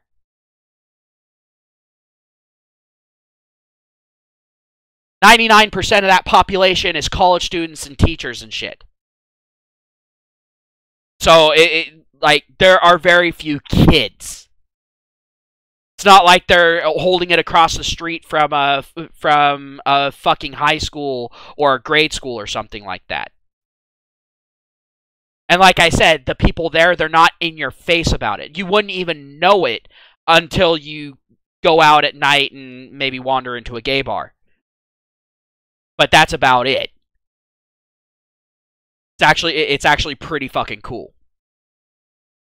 But now if it was like that everywhere, I would have absolutely no fucking issues if they weren't sitting there and trying to, tell kids, oh, well, you have to at least try something gay at some point in your life or else you're a bigot and you're a worthless piece of shit and you're not worth the spit to spit on. That's an issue to me. And showing videos of homosexual sex, that's another fucking big no-no for me. I don't think they should be showing videos of sex to kids, period, anyway.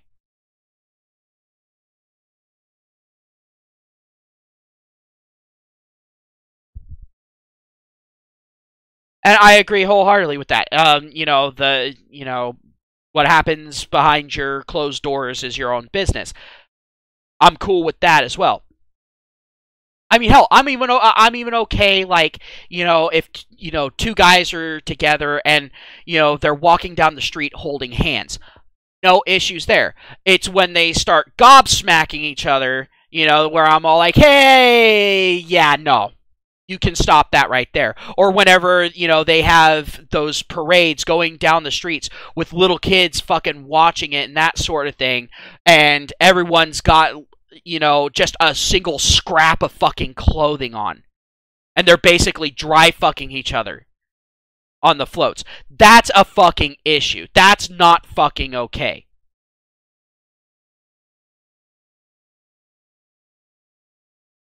And I'm also getting sick and tired of the double standard. And I know that this doesn't exactly have to do with the LGBTQ community, but this is just one of those things because we're talking about, like, indecency around kids. Another issue that I really fucking have is with these fucking dumbass feminists having their fucking stupid ass double standards saying, oh, well, a woman's breasts aren't sexual in nature. It's like, really? Then why is it sexual harassment if a guy walks up and grabs your tit? Yeah, here's the thing. If you're going to sit there and make the argument that women should be allowed to wander around topless anywhere and everywhere, then you're also going to have to just deal with the fact that guys are going to be sitting there and staring, and there's going to be a whole lot of wood growth around you. Let's just say that. You're going to be in a perpetual forest. At least if they're even worth having on your body.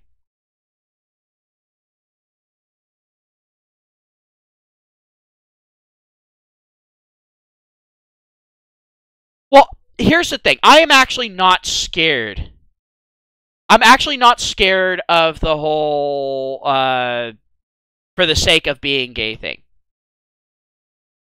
Because while it's true that there are quite a few gay couples, in the grand scheme of things, it's actually a very small minority. Vast majority of people sit there and say, oh, I'm bi because they want the best of both worlds, whatever. Again, closed doors, your thing. What I have a fucking problem with is whenever they're sitting there and having kids decide something that's permanent, aka transgender kids, and having them go through those hormone therapy things, take those hormones that keep them from hitting puberty, so they have longer to decide, which then causes massive issues later on down their life, including and not limited to them becoming sterile.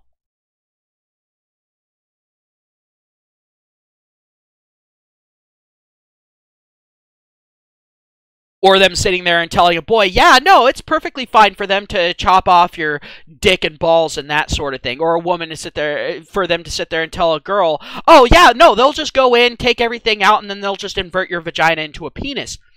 And then that person has now lost any chance of reproduction. And they're deciding this at a very young age, when more than likely they're going to end up figuring out, hey, I actually really do identify with being the gender that I was born with. Fuck. So, I mean, I'm not too incredibly scared of, gayness wiping us out. I'm not really too sure. Here's the big kicker on that too. It's actually a somewhat self-correcting, I guess you can say, problem. Because with what you've brought up, that is a problem. Let's be honest, that is a negative consequence. But it is a self-correcting problem, because if the people who are gay don't reproduce, and then they grow old and die off, well, the people who aren't gay, the heterosexuals, are going to continue to reproduce. And so then, more than likely, those children are going to be heterosexual and reproduce and that sort of thing. And who knows, it might be kind of a way of humanity solving its own overpopulation problem.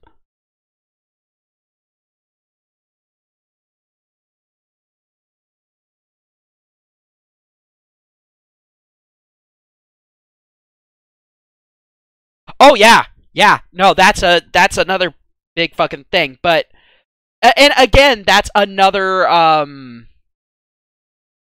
hypocrisy of feminism that I absolutely hate. Maybe I should cover that at some point as its own topic. But I have an issue with the whole femdom thing, and feminists being all like, oh yeah, this is empowering to women and that sort of thing, and then them literally bitching about the exact same thing with a guy being dominant. It's like, really? Really? Honestly now? You're going to have an issue with that? Wow.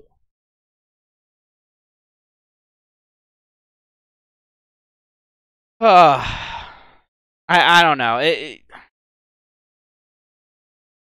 There's just some people that...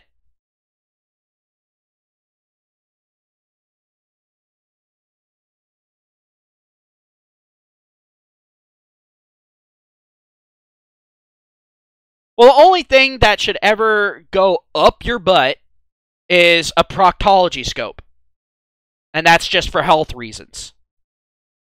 But, yeah. But again, it's people's bodies. If they're gonna fuck themselves up, then they're gonna fuck themselves up. They're gonna do it one way or another.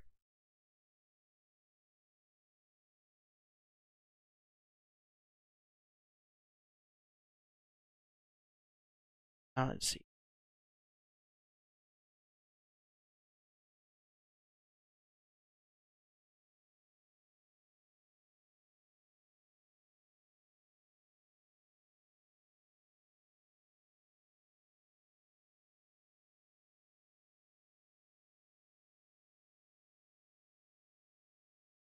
But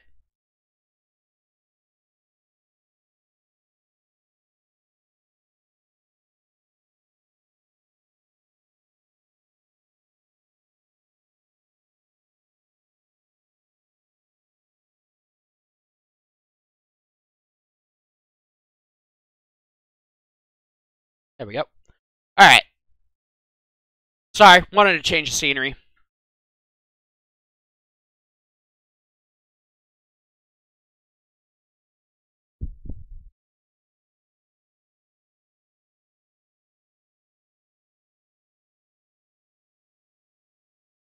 Yeah, fair enough. Fair enough. I can see that. Like, as far as adults are concerned, all right, cool, but just don't promote it to kids.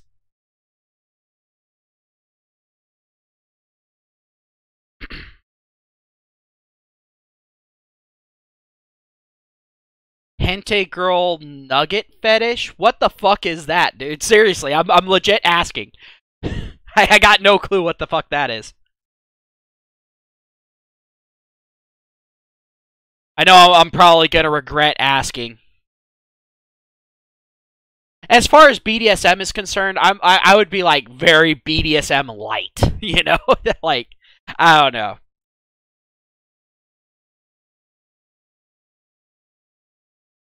Ah, okay. Girls without limbs. So a amputee fetish, basically. Although it would have to be a quad amputation.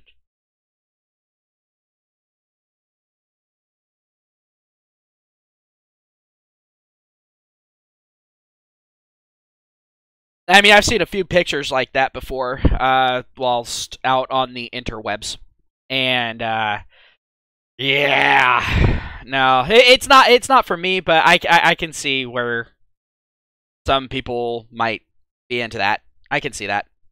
I mean, hell, women are into disembodied penises.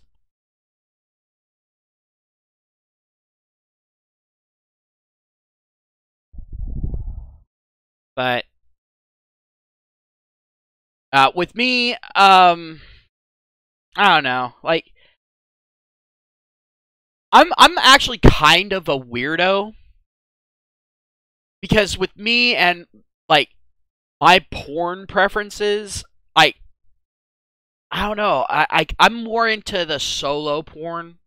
Like I don't actually like porn where there's a guy involved. I don't know. I'm one of those weirdos. But I'm not into any stuff like what you mentioned or anything like that.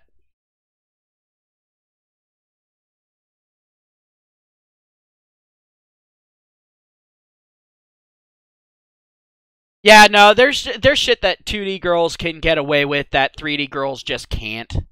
I'll agree with you on that, bro. I will fully agree. Um, but yeah, another big thing that uh, I noticed was kind of the rise of the oh god, not TFLers. Jesus Christ.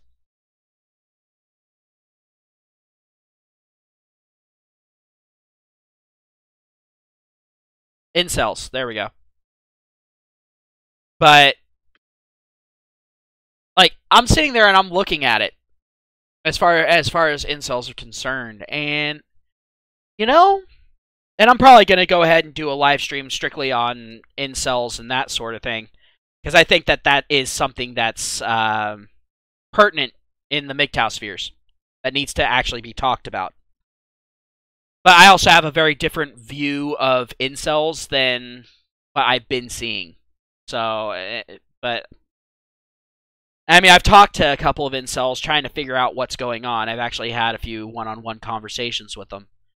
And I don't know. But one thing I'm noticing about incels is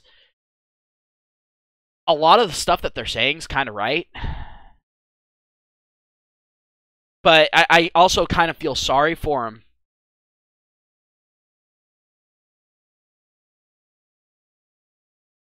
You know, that's the general idea of what incels are by a lot of people. I have not seen that. I mean, don't get me wrong, there are some there. But a lot of them actually are looking at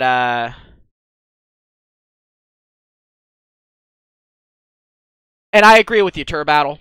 They do need to stop beating themselves up. And what they need to, like, honestly, I think what it is.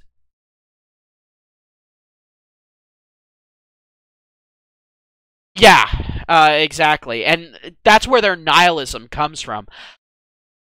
Honestly, when I was talking to the incels that I was. Yeah, they are really into looks theory. But the ones that I was talking to, I asked them why they were incel and not MGTOW. And a lot of them thought that, MGTOW was, strictly like hyper masculine alpha guys and all that sort of thing, hyper aggressive guys, and they're like, I can't be a part of that. And I was like, no. I mean, like me, yeah, alright, I got some aggression about me. I'll openly admit that. I can be a bit of a prick. Turbattle, be nice. But,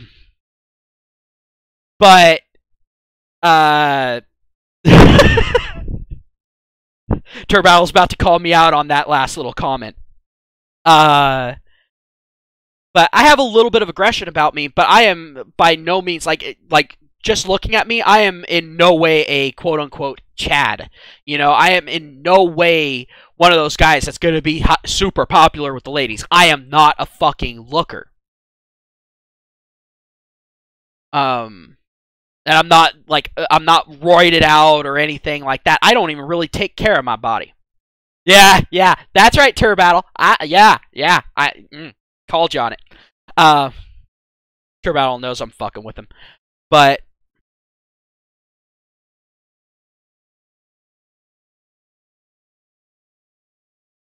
yeah, exactly. Well, and also another thing about the incels is, figure it this way.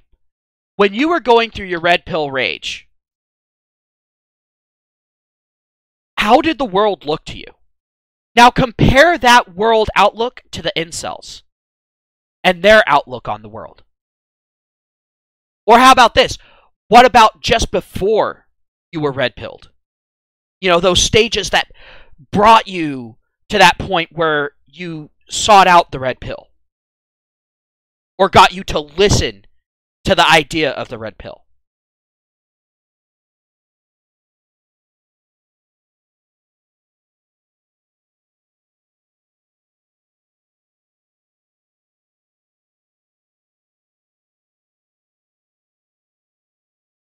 But honestly, at this point, I think what happened with the incels is they never really got that message, and they kind of set themselves into their own perpetual downward spiral of red pill rage. And I don't think that they're really capable too much of pulling themselves out of it. And I actually talked about something like that way back in the day in one of my videos. I forget which one it was, but it was one of my earlier videos where I talked about the red pill rage spiral. These guys are still in that, but they also have just like we have misconceptions about them, they have misconceptions about us. And all these misconceptions are ultimately negative. Quite frankly, I don't think at this point that we should be dogging on incels. At this point, I think we should be kind of reaching across the aisle to the incels. Because I can guarantee you that damn near every MGTOW out there at one point has been there. And I agree with you on Raging Golden Eagle being a good entry point for incels to get introduced to MGTOW. I really do agree with that.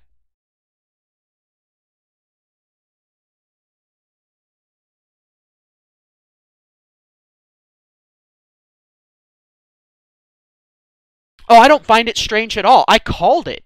I called it when SJW started saying, that, nerds and blah, blah, blah, blah, blah. I'm like, you're talking about female nerds. You're talking about female geeks. You don't give a fuck about the male geeks. You don't give a fuck about the male nerds.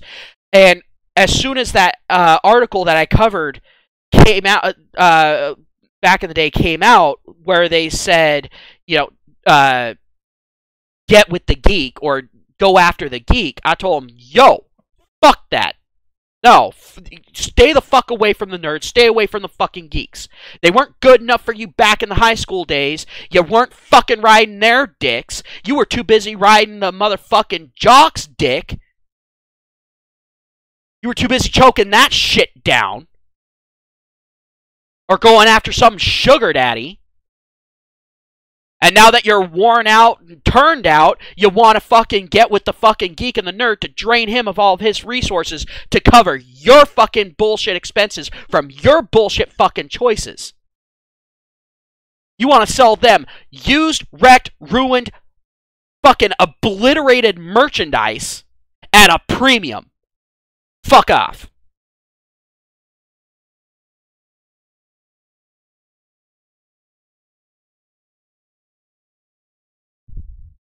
And so, and of course my opinion of that has not changed. But now we're starting to see what happens when you have the whole weak bully culture butting up against biology. And butting up simultaneously against intelligence. Because you got the weak bully culture that makes these entitled little fucking pricks, right? They never grow out of that shit. Well then, once it butts up against nature, they realize, hey, they're not actually entitled to anything, but they can't accept that because of the first thing. Then you got intelligence, which allows them to observe the world around them, so they observe the empirical reality that's going on around them. They can't accept that they've been living a fucking lie the entire time, and their nature is fucking kicking in. So you've got the aggressive nature of being male. But now you have the entitlement of the little fucking prick, weak bully mindset with the observational skills of being male. And all of those things aren't lining up, and so of course it's going to result in anger.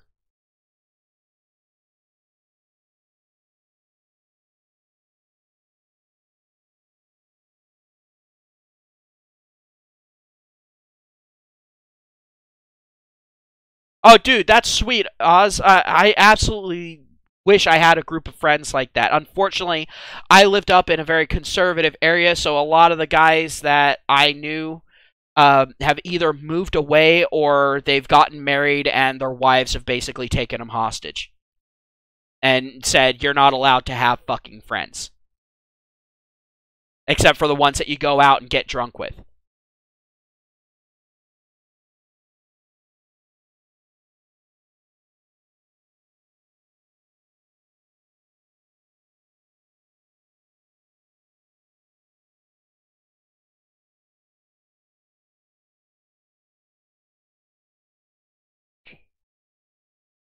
But at this point, I really think that MGTOW is reaching out a helping hand to the incels and actually sitting there and listening to them, talking with them, would be a much better idea than us sitting there and attacking them like some of the MGTOWs are. Some of them are succumbing to that primal nature and, you know, attacking the perceived weak. And that's not going to end well for anybody. Because a lot of incels view MGTOWs as basically inactive chads. From what I'm gathering.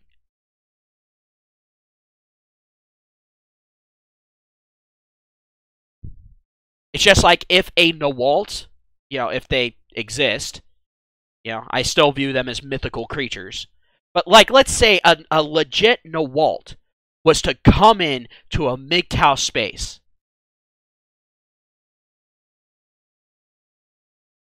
Are MGTOWs gonna trust her at any fucking point? Probably not. It would take years upon years. And even after that, even after she had some modicum of trust, she'd still be under a fucking microscope 24 hours a day.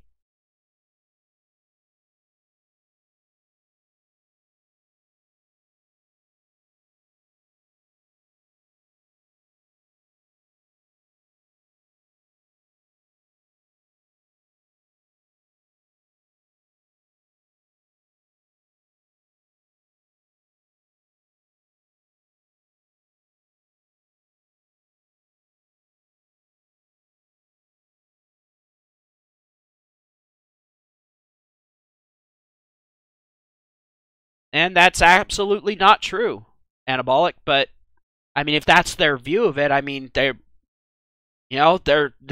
looking at it from their own worldview, and I can see where they've come to that conclusion. I can.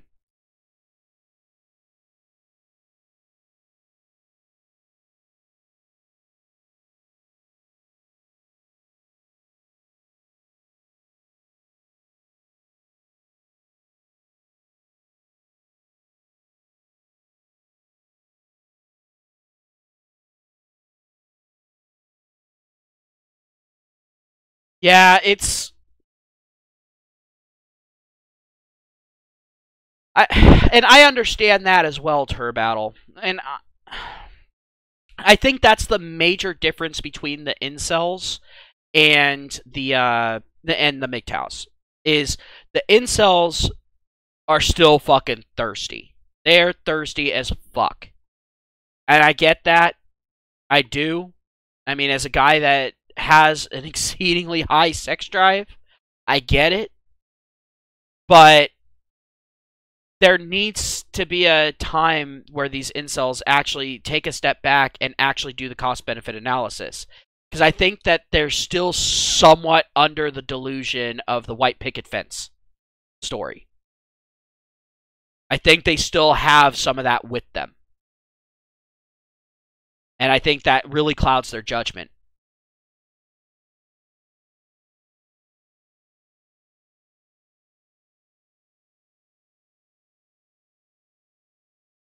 And also think, incels tend to be of the younger type.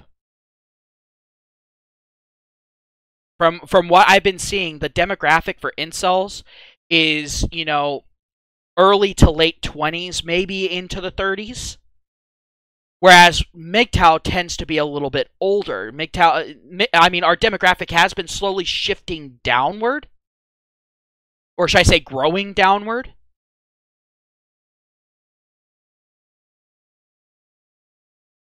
Yeah, MGTOWs are more practical, but then eventually you reach this certain point, and it's kind of weird. MGTOWs will eventually get to the point of making their standards so fucking unrealistic that no living woman in the world could ever possibly meet them as a defense mechanism. Because here's the thing, yeah, MGTOWs tend to have more practical standards, but because those standards are actually in the realm of achievable, they're not necessarily achievable by women because women have to actually be able to recognize their own fucking nature and have to jump through fucking hoops, and as part of their nature, they're not gonna fucking do that. But the thing is, eventually, MGTOWs get to the point of kind of like Oz and me, We're sitting there, we're all like, 2D's better than 3D.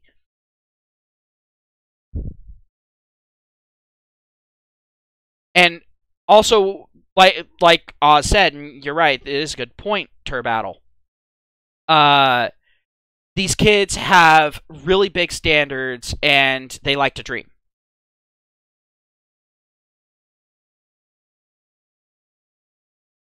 So,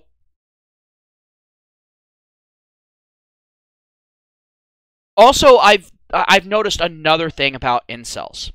For some odd reason, incels think that you're less of a man if you're not consistently getting pussy. They have like that thing where their manhood is being stripped from them, and they got to get rid of that. They absolutely have to get rid of that. In fact, there's some MGTOWs that still have to fucking get rid of that shit. Not gonna name any names, but there's quite a few MGTOWs that I've seen, that I see on YouTube or on Twitch, that pop off on Twitter. I notice that a lot of them try to make themselves seem like this larger-than-life motherfucker.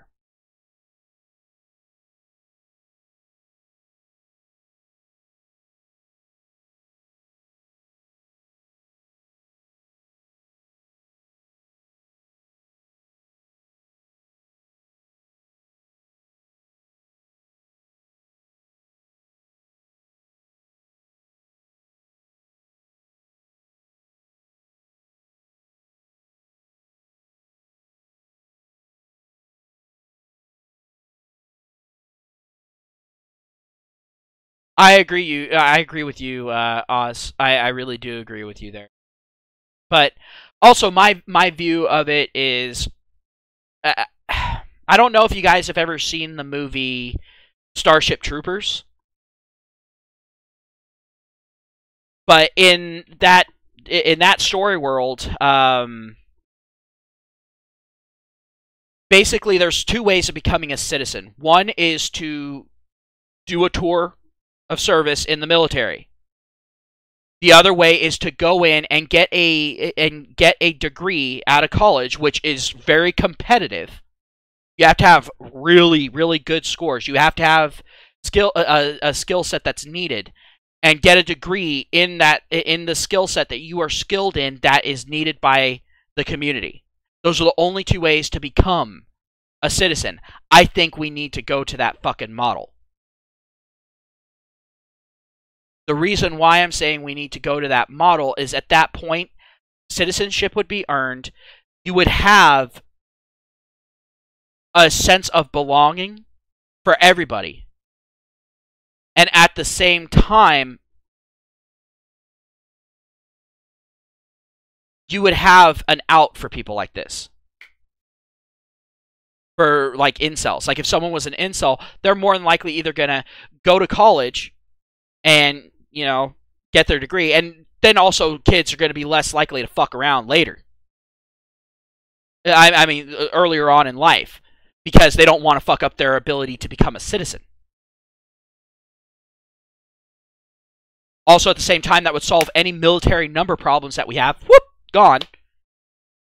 And at the same time, then shit like gender studies and all that would be gone. And Anabolic, as far as what you're saying, I get what you're saying at that point, but it doesn't exactly have to exist. Because I know plenty of guys, me included, that can be perfectly fucking happy with like basically like a sex bot or something like that to get rid of those urges, and then having male friends for the actual, you know, companionship aspect of life.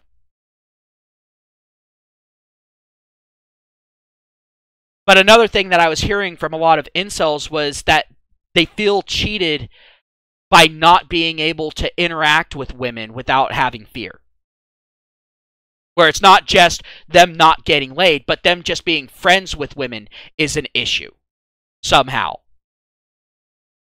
And they have a legit gripe there.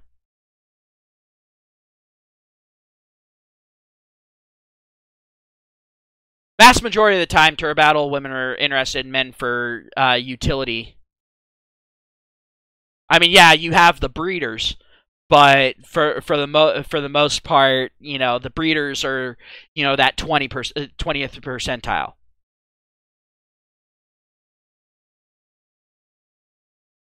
Well, actually, Oz, military training wouldn't solve that fear. It would exacerbate it, because in military you have to learn threat assessment. And right now the issue that they're having is the threat assessment. Because of shit like hashtag #MeToo, yes means yes, no means no, blah, blah, blah, blah, blah, blah, blah, blah, blah. Oh, yeah, and a lot of people are like, no sex is disappointing sex. Bullshit, there's no such thing as disappointing sex. Oh, my God. Like, if you get, like, honestly, if a guy gets with a woman and she thinks that just her being there is enough, it's gonna be disappointing sex. There's got to be at least some input from her.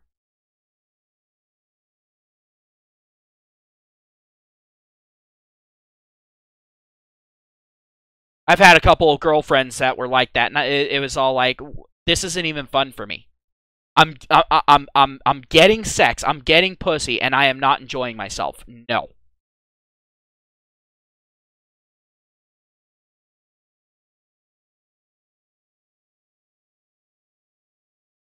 But now, what I've been noticing from the incels that I've talked to, it's been more of the emasculating aspect.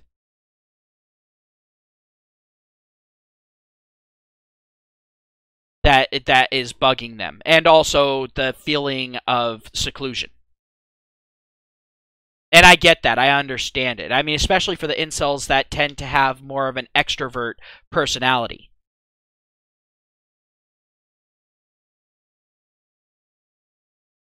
For me, it's not a big issue, but I'm an introvert.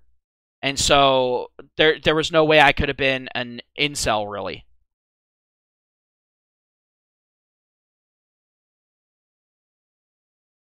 A lot of incels have performance anxiety, but I mean, also look at the standards that are placed on men nowadays. Like, honestly, and I don't want to sound like basically the male equivalent of a feminist. I don't. But honestly, take a look at the standards that are set for guys and take a look at the standards that are set for women. For the whole barrier of entry to sex. Just take a look at it. It's insane.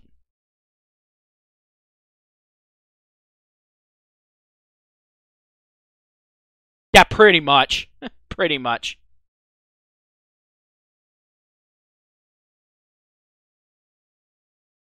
Oh, yeah. Oh, okay, Oz. Yeah, all right, here you go. You triggered a reaction from me. All right. You know, women always bitch and complain that guys want a tight pussy and big tits, a round ass, all that fucking shit. And yet they're sitting there, and you got women that are sitting there and are basically, Macy blimps that want a guy that has 8 inches or longer and that sort of thing. I can't tell you how many women I've heard say they won't sleep with a guy unless his dick is so fucking long. And it's like,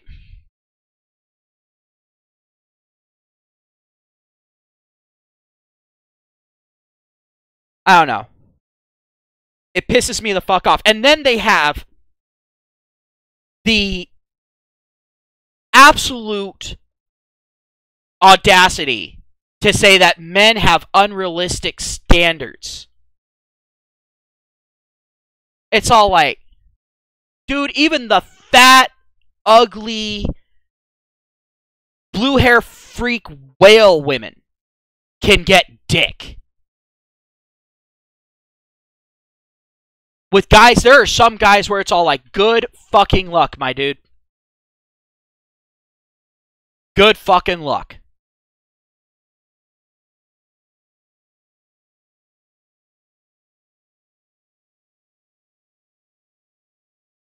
Yeah, sorry for not having a 22-inch dick. Yeah, seriously.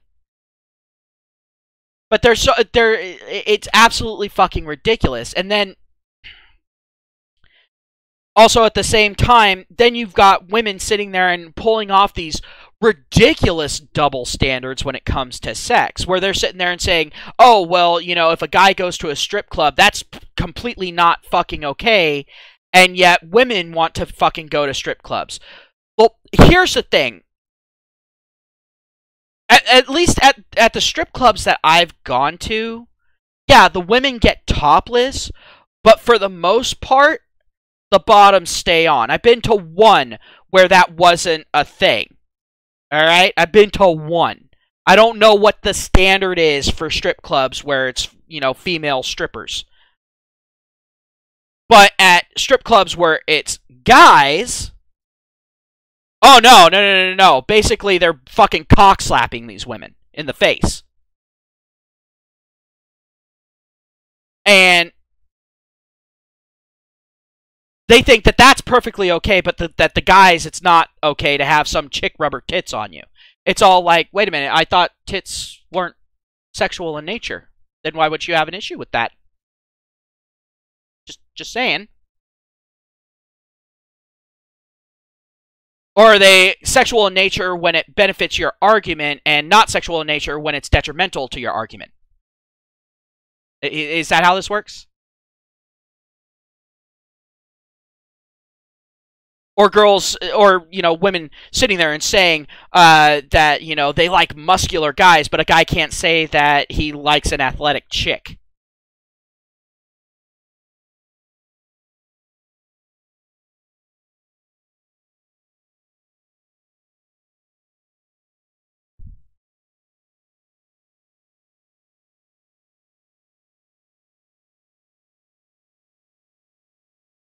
Or here's another thing. You know, woman says, oh, the guy's got to have a great smile, and the woman that's saying it has crack whore teeth.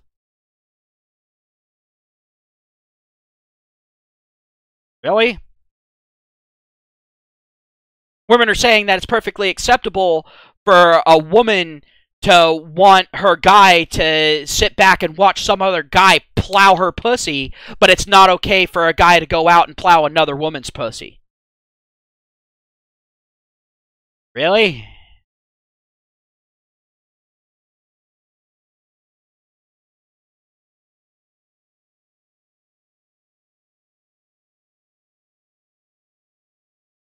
Oh yeah, no, it's not even one doll, Turbattle. A fleshlight makes you a perv. Or if you repurpose a sock, you're a perv. Or if you do it in the fucking shower, you're a perv. They want guys to not have any fucking sexual release or any sexual agency whatsoever, yet they want all the sexual agency and release for themselves. That's the fucking issue.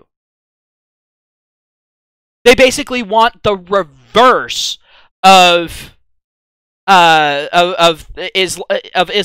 You know, they basically want guys to not be allowed to enjoy sex, while the women get to fucking call all the fucking shots.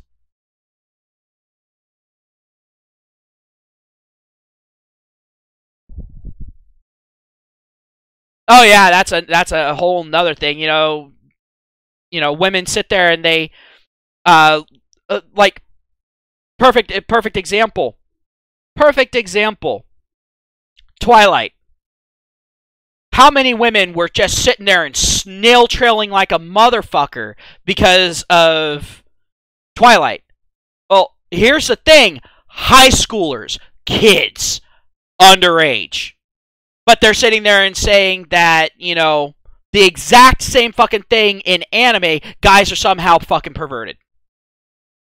But it's perfectly fine for them to snail trail from fucking teenage boys.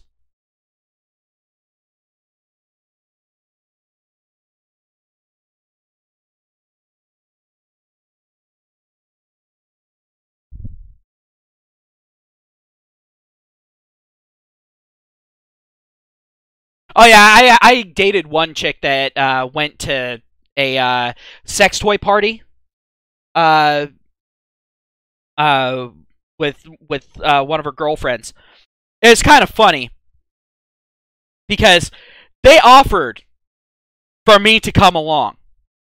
They thought that I would say no. Well, I decided to make them uncomfortable as fuck, and I said, sure, I got nothing else better to do. Oh, the excuses. Oh, the excuses. Oh my god, it was amazing watching how bad.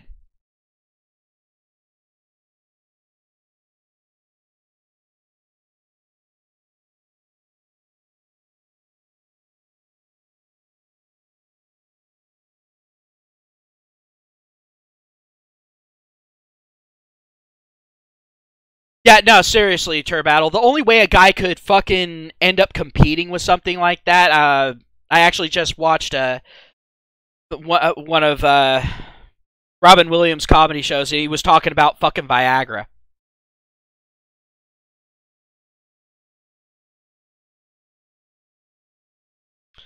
But yeah, no, basically that's the fucking situation. Um, but no, it just, I don't know. It just pisses me off with women pulling out these fucking double standards, and the fact that they're so fucking afraid. It's ironic because when vibrators and dildos really started fully taking off and started to become, destigmatized, the norm and blah blah blah blah blah, that sort of thing. I would also like to go ahead and throw this out there, along with the destigmatization of dildos and vibrators, there became a heavier stigmatization on male masturbation. Just want to throw that out there. Don't know if any of y'all noticed. I was around for that shit.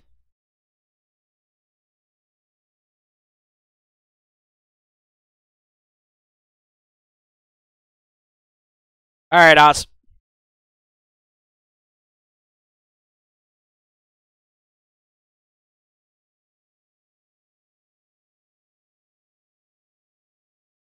Sweet, man. We'll probably still be here. It's been a while since I've done a live stream, so I'm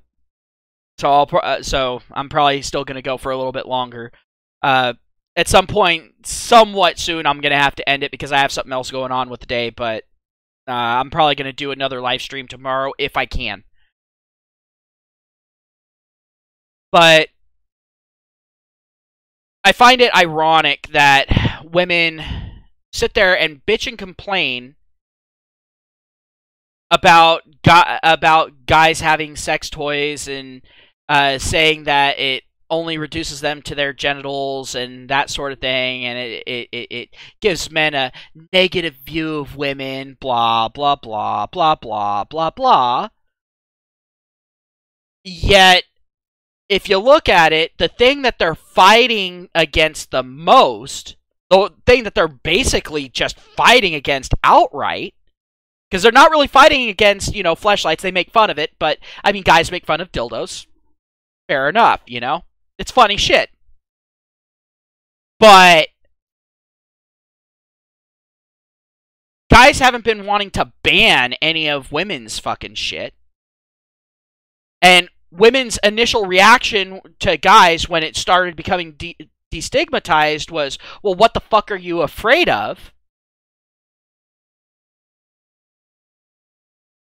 And then, now, here we are with sex bots that do not reduce women to just their sexual genitals. In fact, they're more freaking out about the ones that are able to have basic conversation with you than any blow-up doll or the inactive ones, the dumb bots. But they're more afraid of the ones that can have an active conversation with you and, that have, arms, legs, all that sort of shit, and a face, and basically a personality. Those are the ones that they're afraid of. They're not afraid of the pocket pussies or anything like that. And I just want to ask, well, what are they so fucking afraid of? I mean, it's just a sex toy. I mean, come on. And you said that you didn't want guys to be reducing women to nothing but their sexual organs. Well, this solves that problem because it's not just sexual organs. Now it's giving, yes, synthetic, but it's giving at least some level of interaction beyond sex. Also, at the same time, women have been bitching that guys are constantly hounding them for sex. Well, this will give them a fucking outlet. So guys can leave women the fuck alone.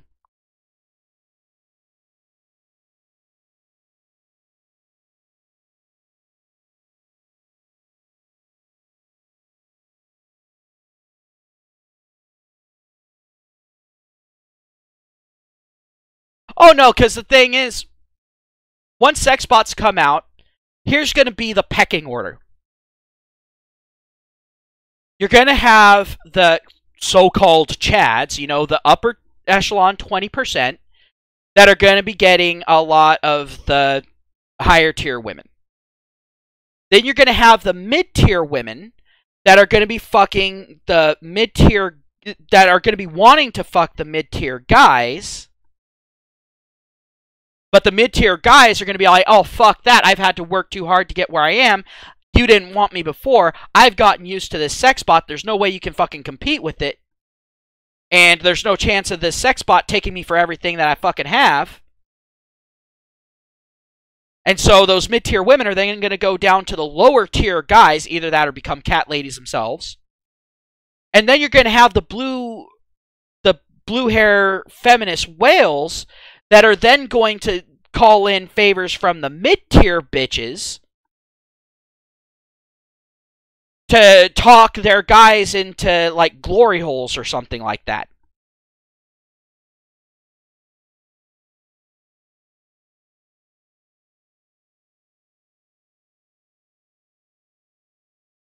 But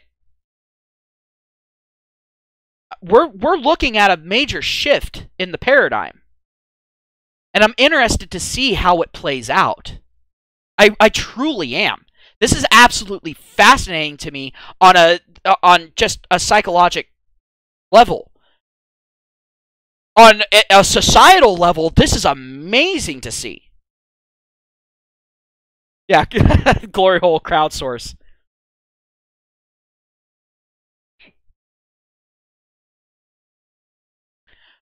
But this is a reason why I think that guys really need to fight hard for sex bots. And I know a lot of guys are embarrassed to, you know, put out their support for sex bots. I get it. I kind of do.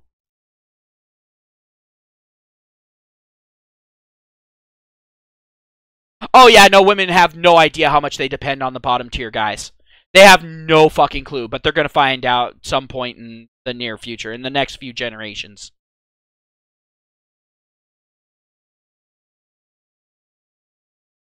But the thing is, the government doesn't want sex bots because they're going to be afraid of lowered birth rates. They don't have to worry about that. Let's just say this. As far as the U.S. is concerned, even if every guy except for one guy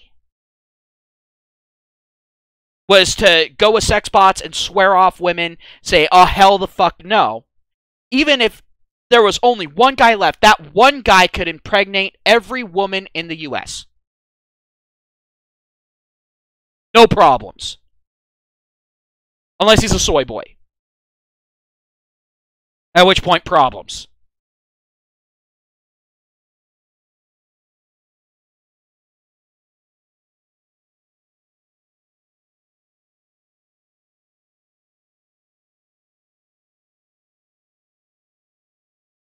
But I know that the government's going to go ahead and try to join women because it's against the government's best interests for guys to have sex bots. Like, let's be completely fucking honest.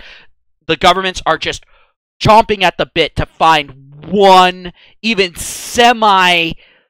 possibly legitimate reason.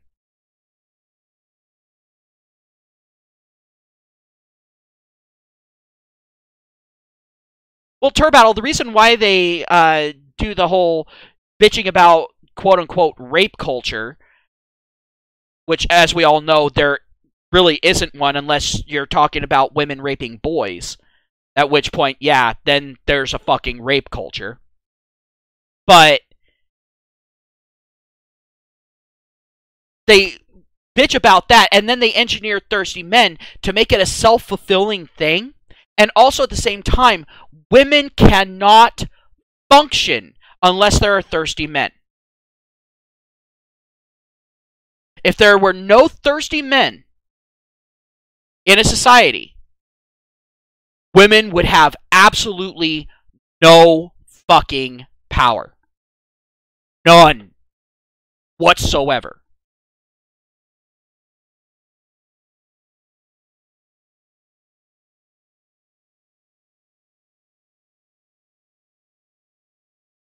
Oh, there's already women in colleges sitting there and bitching and complaining. They're fighting feminism because they think that somehow if feminism is like, if they fight feminism, that they're gonna somehow find a real fucking man. No, they're not, because here's the long and the short of it. As far as real fucking men out there, here's how it works. They're either married off very fucking early, or they end up in a situation where they're more focused on their career and they don't want anything to get in the way, so they get a vasectomy or something along those lines, or they see the full level of bullshit and they go MGTOW, at which point they're completely out of the pool. Resources and all. And so now these women are bitching, complaining because they're looking at the quote-unquote available men, and the quote-unquote available men are all little fucking saute-sipping soy boy piles of shit.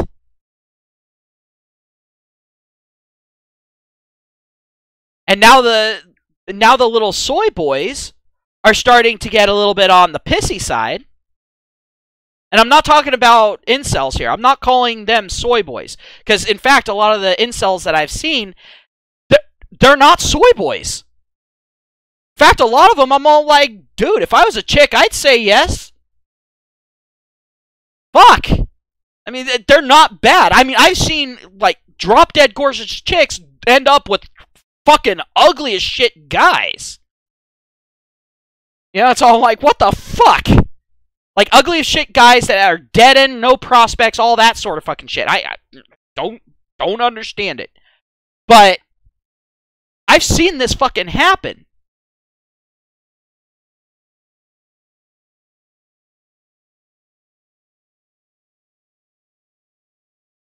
And they're getting pissed off that nerds and geeks are sitting there and saying, hey, wait a minute, no. You were busy going off and fucking the older guys and all that sort of thing when we were fucking younger. You told me that I wasn't worth shit, and now you want me to fuck you while I've got girls that are young throwing